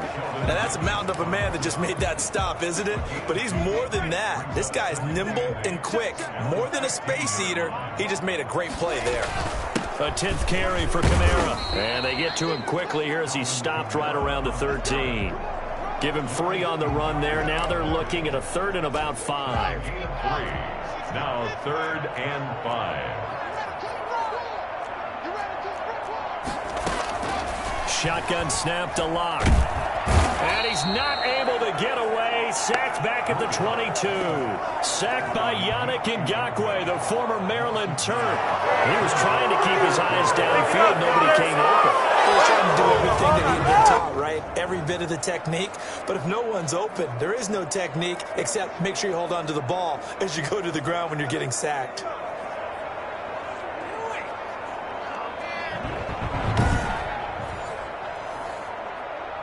So on 4th down, on comes Brandon McManus and the field goal unit for the Broncos. And this a 39-yard attempt. The kick by McManus is good. And the Broncos, the first to grace the scoreboard. It's 3-zip.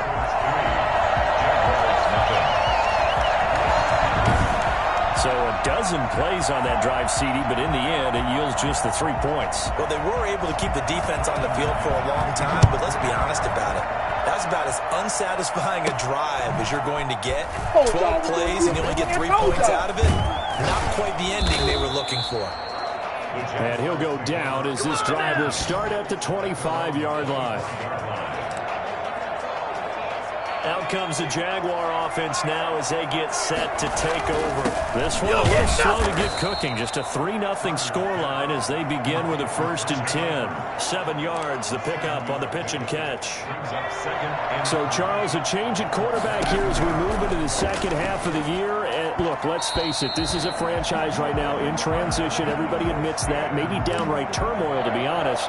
It was time for a change, so they hand things over to the youngster in his second NFL season. And remember, he didn't take a snap in year 1, so you have to ask the question, why would they want to sign him? Well, I think it goes back to scouting.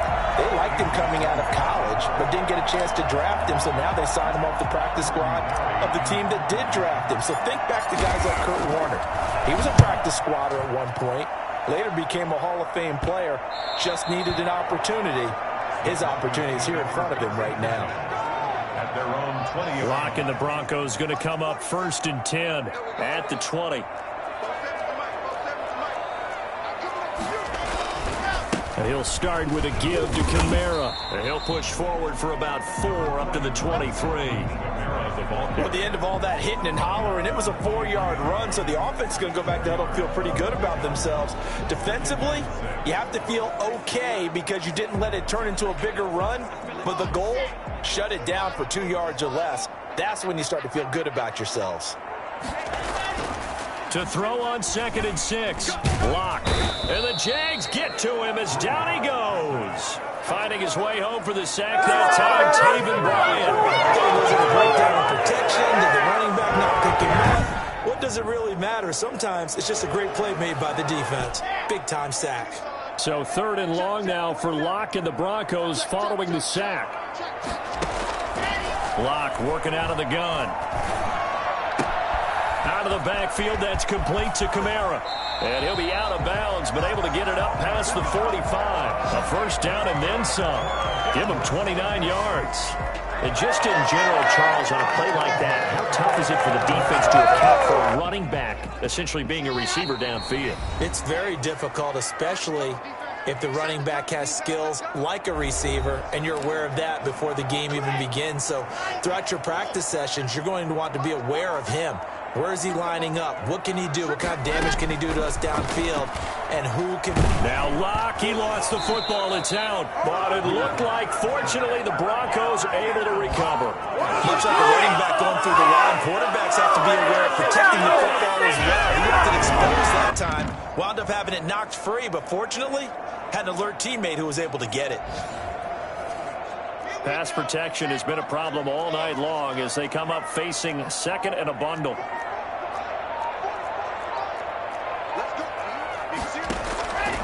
From the gun, Locke. And I think that one might have been intercepted, but he will be ruled out of bounds. So this will go only as incomplete. An incomplete pass on that last play, and that means they'll need to come up with something here on third down. Kamara. And he'll get this only up to about the 35. Just a 1-yard gain on the play, and that'll mean a call to the punt team as it's fourth down. Well, they got off the field on third down. An excellent job, an excellent defensive series. We always talk about adjustments, and usually only at halftime. But the best teams adjust series to series. And on that series, they adjusted so well that they got the job done in fine style. Not too shabby here. This will skip out of bounds at about the 12-yard line. The Jaguars back with it on offense. And the ball backed way up. So thinking with this amount of time on the clock, probably just sit on it, and we'll see these two teams go to the lockers. Yeah, I don't think you want to overthink it in this situation. Either side of the ball. Just go ahead and finish up the half and get on out and talk about it. Oh, that was dangerous. Threw it into coverage, almost picked. But instead, they'll keep it on second down. Throwing again. Carter. And a little floater there, but it'll wind up incomplete, falling to the ground. So back-to-back incompletions, and that has him staring at a 3rd and 10. Off the option, he'll try and run with it. Oh, a 360. And he'll be stopped short of the first down, right around the 18-yard line. Here's Jordan Berry now, standing right on his own 5-yard line. His first punt, 48 yards. This one looks equally as good. And no return on this one as that kicks out of bounds, so they'll start just outside of their own 30-yard line. Likely time for one final snap as they start out 1st and 10. And they're just going to run it here up the middle. And hard running's going to get him over the 40 to the 42. Now whistles and a timeout with 3 seconds left in the first half. The last run got 9. That leaves him with 2nd and a yard. A final shot before half for Locke. And on the left sideline, he caught it, but out of bounds, according to the head linesman. Incomplete, so the ball a little late getting there, and it's 3rd down. We have hit halftime. Still 2 more quarters to go. We'll take a timeout. We'll be back after this. You're watching the NFL, and it's on EA Sports. It's in the game. All right, Brandon, thanks very much. We'll get back to you and Charles in a minute. But first, time to give the folks at home a look at what's going on around the NFL. We'll get started down at Hard Rock Stadium in Miami, where it was the visiting Patriots come in and get the victory on the road. Well, why don't we hold off on the halftime update after all? Seems like everyone's ready to go here for the second half in Week 8 in the NFL. Josh Lambo to kick off for Jacksonville. Forecast calling for more of the same. The rain set to continue as we are underway in the second half. He was solid on the field goal, but not as solid on the kickoff there, and that'll put him at the 40-yard line to start this drive.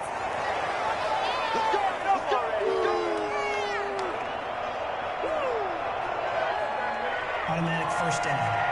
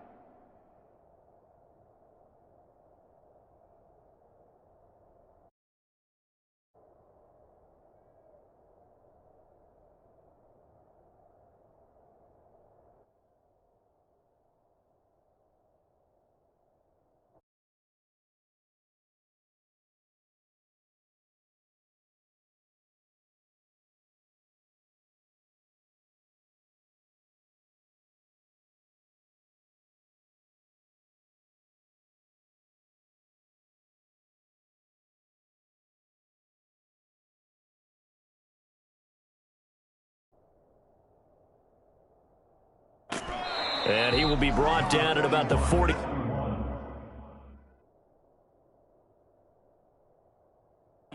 That's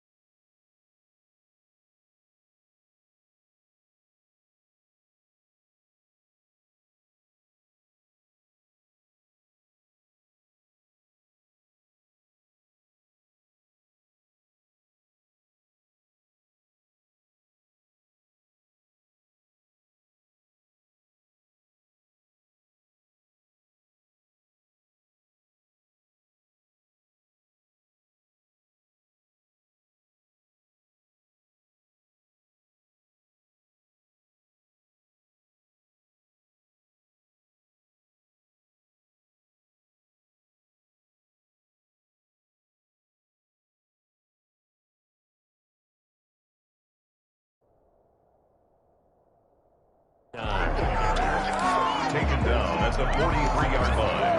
A 3-yard pickup brings up 2nd and 7. the last run got 3. Now here's 2nd and 7. Again, it's Kamara.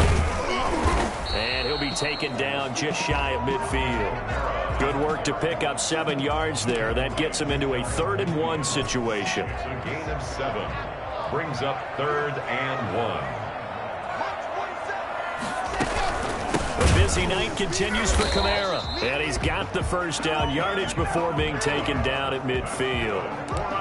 They'll give him a yard on the play, and the Broncos are going to have a new set of downs. Someone's been having a good game so far, and you know something? A lot of it's been power running. They decided to turn him loose again on 3rd down, didn't they? They did indeed. He delivered the tough yards. They'll run out of the gun with Kamara. And they'll get him down as he's inside the 40. A Bronco first down there, 12 yards on the play. Now, this is an example of breaking down a defense, because on a lot of these runs, he's getting past the point of attack, and guess what he's doing? Forcing the secondary guys to have to make a lot of tackles. They'll run. This is Kamara. And he's going to be taken down here with a penalty flag on the field. Holding offense. So a decent gain, but all for naught on the penalty. It's too bad, isn't it? They were feeling pretty good about it. The only people celebrating, the guys who just gave up that play. Now to the air, Lock. And he hits his target, Deshaun Hamilton. And he'll go out of bounds after taking it a little further down inside the 40. 7 brings up 2nd down at the 37-yard line. On the ground, this is Kamara. Fighting his way down to about the 35-yard line. Only a gain of a couple there. That leaves him needing about 7 here on 3rd down. Just not a whole lot of room to operate there on that carry. No, not at all. They did a really nice job staying in their proper places and not allowing any lanes to open up.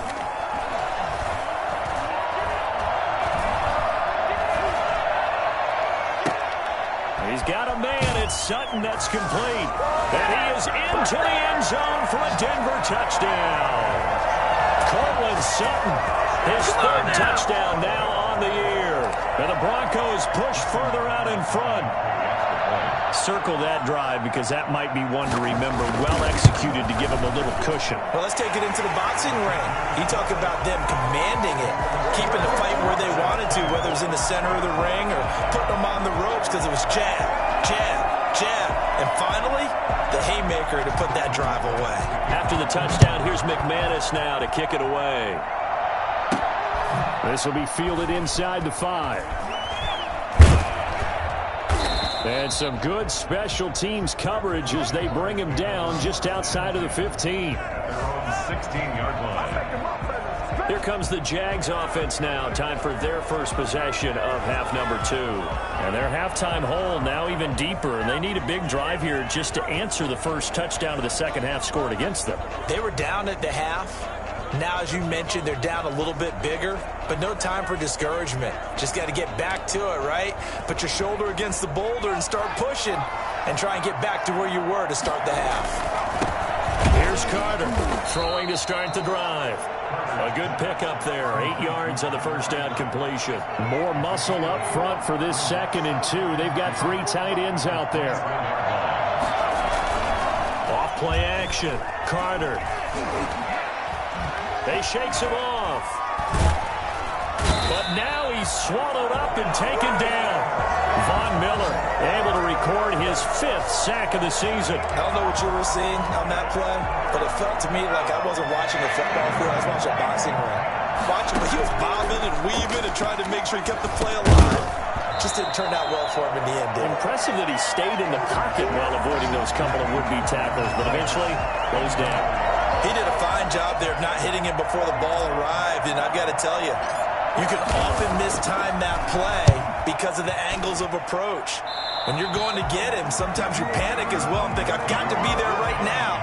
Instead, in this case, timed it perfectly and knocked it free.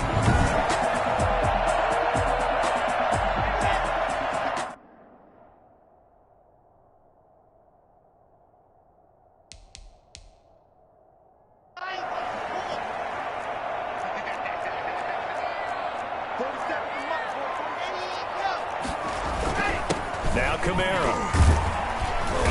And he was able to shed 1 tackle but could not get away from there. They give him 4 yards there. It'll be 2nd and 6. A gain of 4. It's now 2nd and 6. At the 30. Operating from the gun. Lock. Open man. That's Noah Fant, the tight end.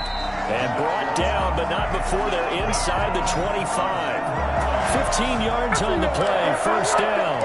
And now we get into the psychology of the whole thing, because a lot of teams with a 2-score lead in the 3rd quarter, they almost become defensive with their offense, just playing not to lose. I think with this team, you got to figure at this point, this is a great spot for them to go into attack mode, really try and put the hammer down and finish this one off.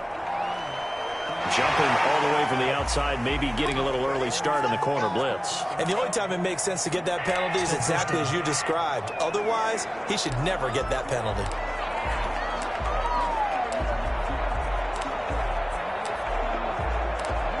So a 1st and 5 now after the 5-yard penalty from the neutral zone infraction. Now contact up front as penalty markers come in. Who is this against? Don't do us like that. A free 5 yards as the defense jumps. I know it's an anticipation game for them, but it's also a reaction game, and they reacted poorly on that one. On 1st and 10, here's Locke. To the end zone, but it's incomplete. He was trying to get it to his running back, Alvin Kamara. That'll bring up 2nd down. 2nd down here after the incomplete pass. On the ground, Kamara. And he'll fight his way down right around the 12. They do get a couple, but they'll be left staring at a 3rd and 8 coming up.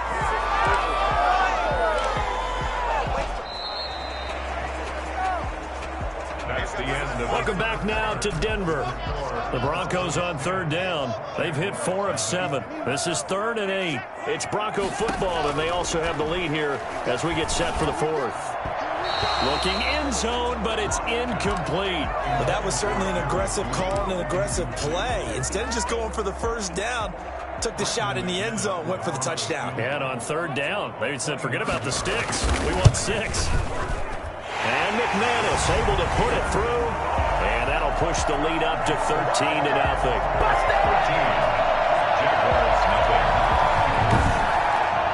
So they settle for just the 3, but clearly right now anything helps trying to salt this one away in the 4th. Without a doubt, obviously a touchdown probably would have been the final nail to finish this thing off, but it's still 8 up time, got points. So while it's not mission accomplished, it's darn close.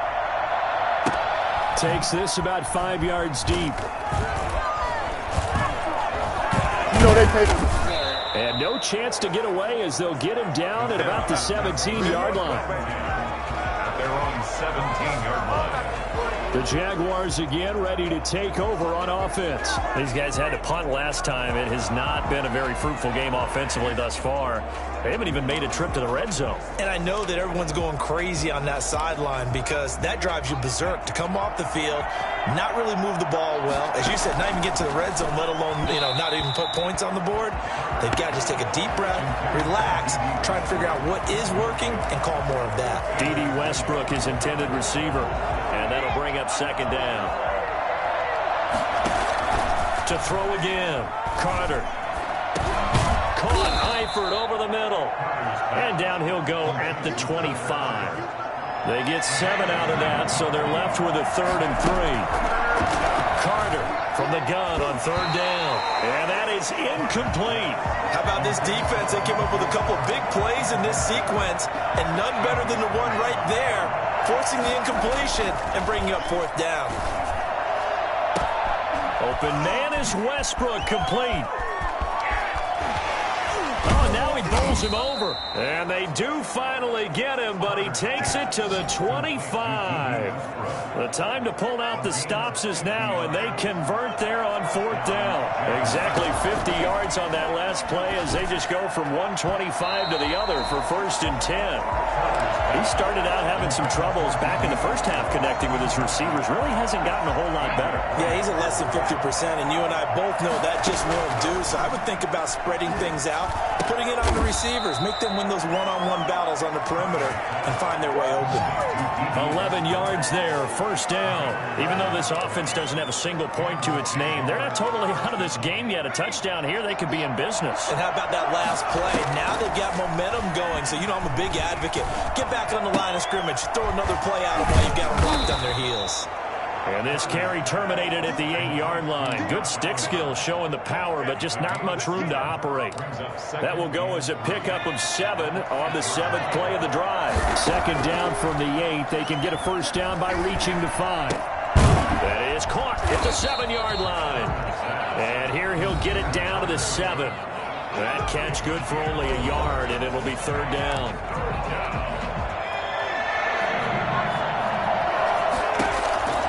From the gun, Carter got his man. It's caught. Touchdown, Jaguars. DJ Chark, his 6th touchdown of the season. And the Jaguars have cut it back within a score. A nice throw there by the 2nd-year quarterback. And I don't believe that was the kind of play he would have made as a rookie, because usually your rookie season is a continuation of your college days. A lot of one read, and if you don't have it, you just take off and go. Now he's settled in the pocket a little bit more, reading the field and getting to his 2nd and sometimes 3rd progression. That was a nice play. Josh Lambo now for the point after. Oh, I was just about to say he hadn't missed an extra point all season, but there it is. His first miss, no good.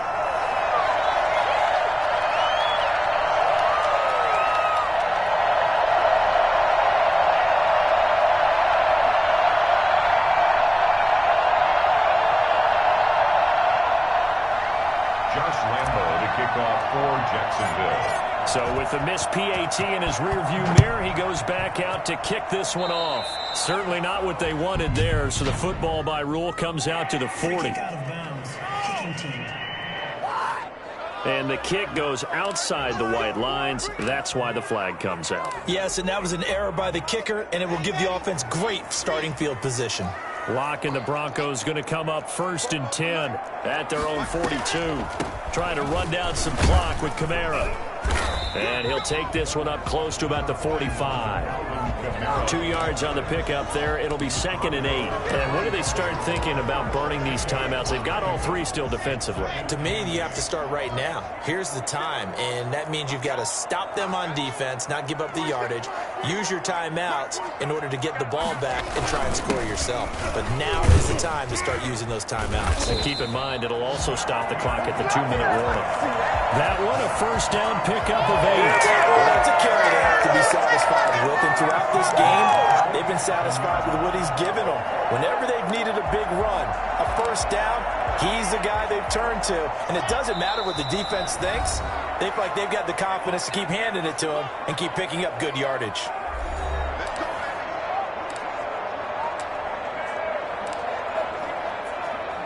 So it's Bronco football as we get you reset here. And let's see what they've come up with offensively after having time to talk it over. It's a 6-yard gain on the ground, and that'll make it 2nd and 4. Oh, that's one to warm the hearts of all those old-school football players, isn't it? Tough, hard, gritty run, got behind his pads, bowled over a few people. Look at that one, right up the gut. Saw it through 3 quarters, no reason to lighten up now.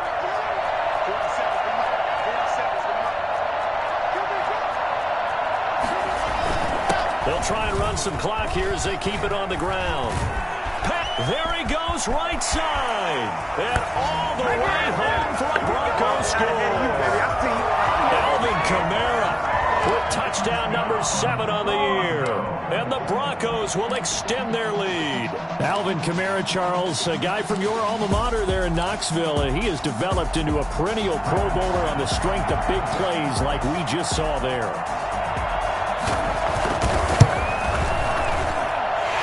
Is up to 14. Just a 4-play drive that time. And the capper came from Alvin Kamara on the touchdown run.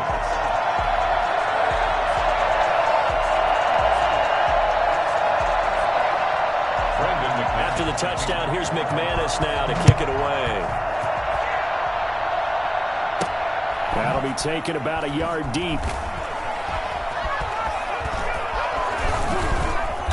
And beyond the 20, but not by much. In fact, just a yard pass there to the 21. Here he is, the man taking the snaps under center, heading out for the next possession. He's had quite the turnaround, Charles. At the start of the game, passing game was a little bit of a mess, but he's back on the horse, so to speak. Love seeing how someone can rebound from a slow start or a tough start. Means that they're strong mentally. They've kind of calmed themselves down. Everyone's rallied around them.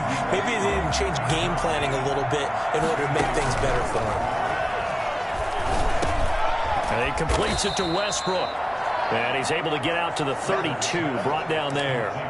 9 yards, and that leaves him just short, so it'll be 3rd and less than a yard. The last catch nearly got him a first, but it did not, and they'll try to convert on 3rd and inches. And the throw there going to be incomplete. They'll probably spend a little extra time dissecting the game film after this one. I think the part of their plan was to hit them over the top of the deep ball. They've been unsuccessful all night. Back to throw is Carter. Throwing on 4th down. The open man is Westbrook. And he'll have it past midfield almost to the 40 before being taken down. They keep the game alive, at least for the moment, as it's a 1st down. Carter now throwing on 1st down. And that will be incomplete. 4 ticks left here on the clock. Here now is 2nd and 10, again from the 41. Throwing again. Carter. A pass underneath for Fournette. So this one will wind up a Denver victory. And you look back over the score sheet. Interesting. A very clean game. No turnovers by either side. An absolute rarity when we watch games now because defenses have put such an emphasis on taking the ball away. Well, what we saw here was offenses spending their time saying, look, you know they're coming for it. Ball security is paramount. So they worked on that, not just a week of practice, but I'm sure all during training camp. Make sure when you have it, tuck it away because danger lurks everywhere you turn. So for Denver, they'll finish the first half of the schedule dead even at 4-4. And next week, they get to stay home again as the Los Angeles Chargers come to town. Meanwhile, for the Jaguars,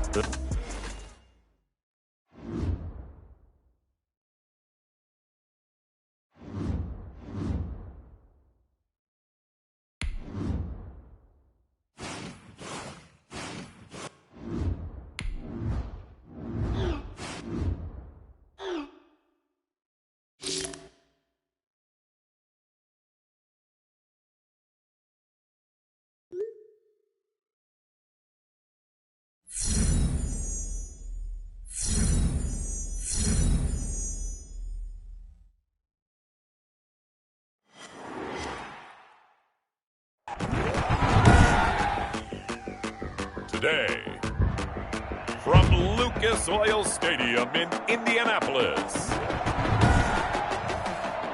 It's Week 10 of the NFL on EA Sports. The Jaguars have Josh Lambo out there to get us started, and we are...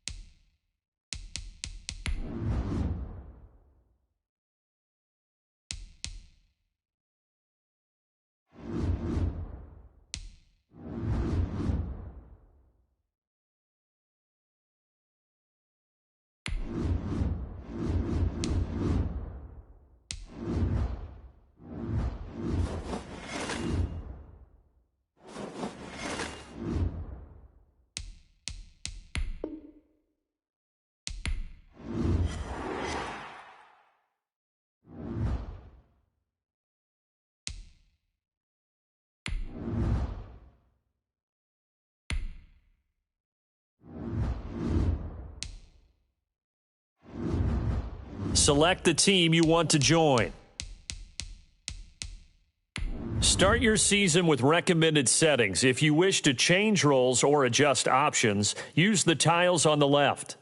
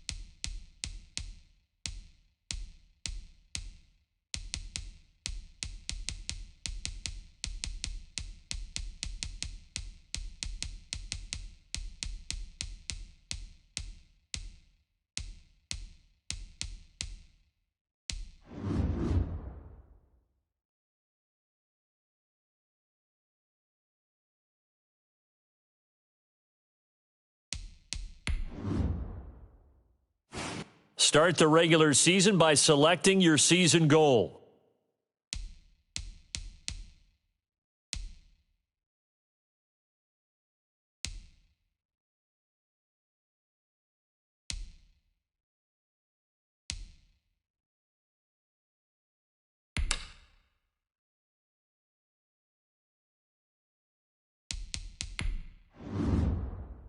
These players are on the last year of their contract. Re-sign them so you don't lose them next season.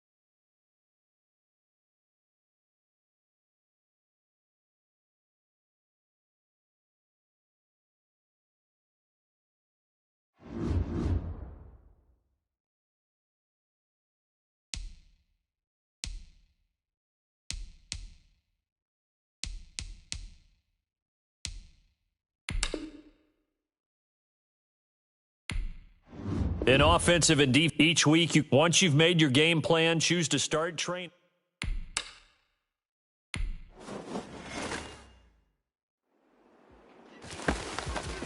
Hey, boys. Coming out of yesterday's practice, we all know it wasn't good enough. Today's practice, it's got to be great. Game day's coming fast. Let's go out here and let's be great, okay? You know, you know.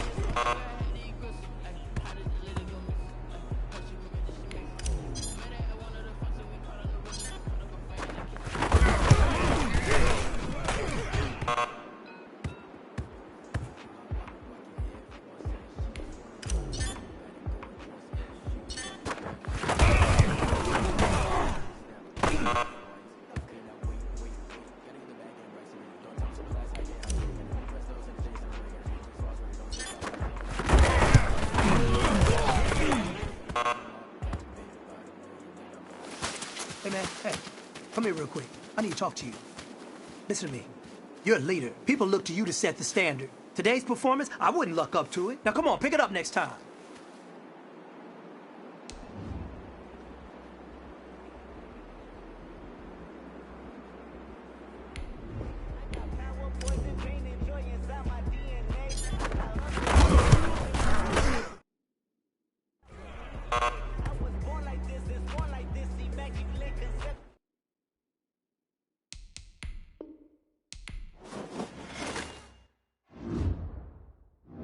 Start the regular season by selecting your season goal.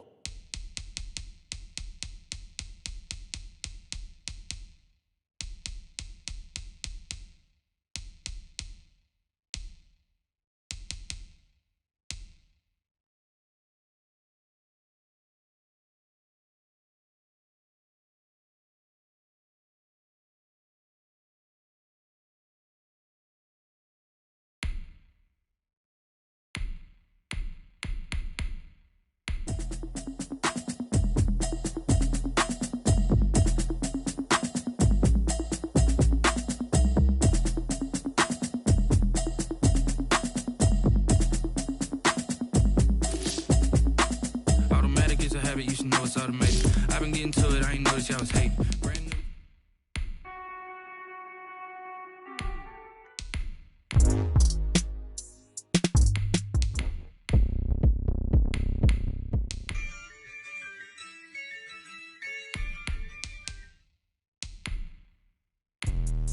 Let me explain what I did. Can I kick it? Hold on. Yeah, I got some rings and a range. Can I kick it? Yeah. Don't ask me a thing. How I got her, how I did it. Yeah. Spend the whole half, had a blast. Someone put me out cause I'm on fire.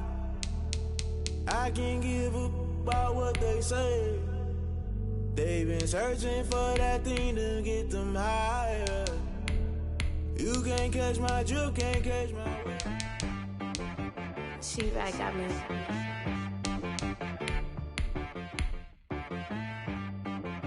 She back at me.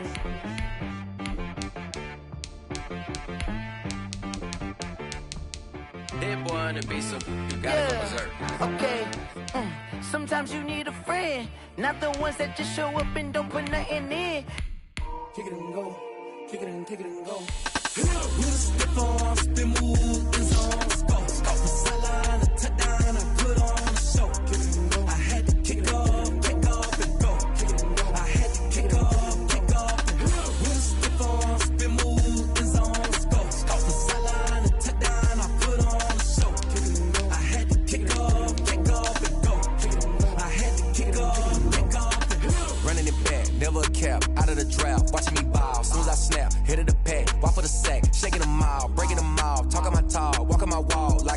Sit on the throne, get in the zone, turn it on, must be the shoes. Must be the team, must be the camp, must be the crew.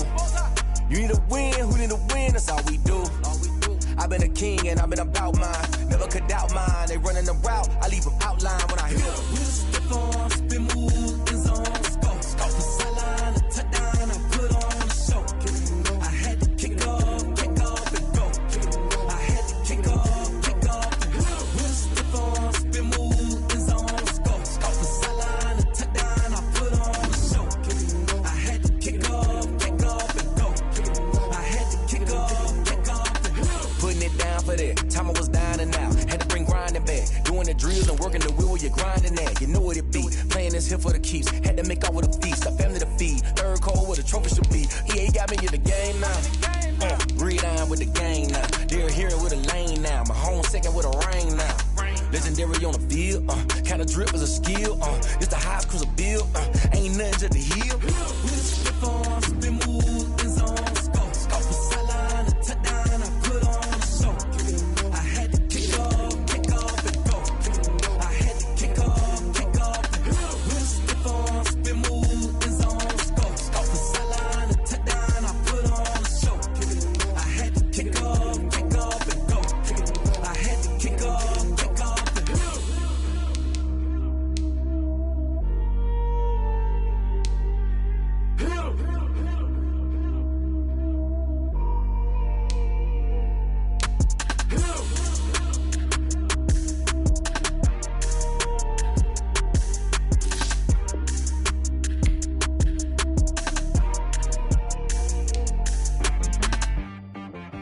She right got me.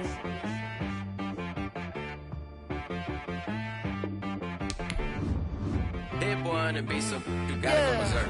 Okay. Sometimes you need a friend, not the ones that just show up and don't put nothing in. You know the ones that lend their hand and want to see you win. When you come up on that lick, make sure you cut them in. And then, sometimes you need a foe, one to keep your eyes open, keep you on your toes. You know the ones that want to keep you where you've been before. But I can't go, no I can't go. And whoa, sometimes I need a check.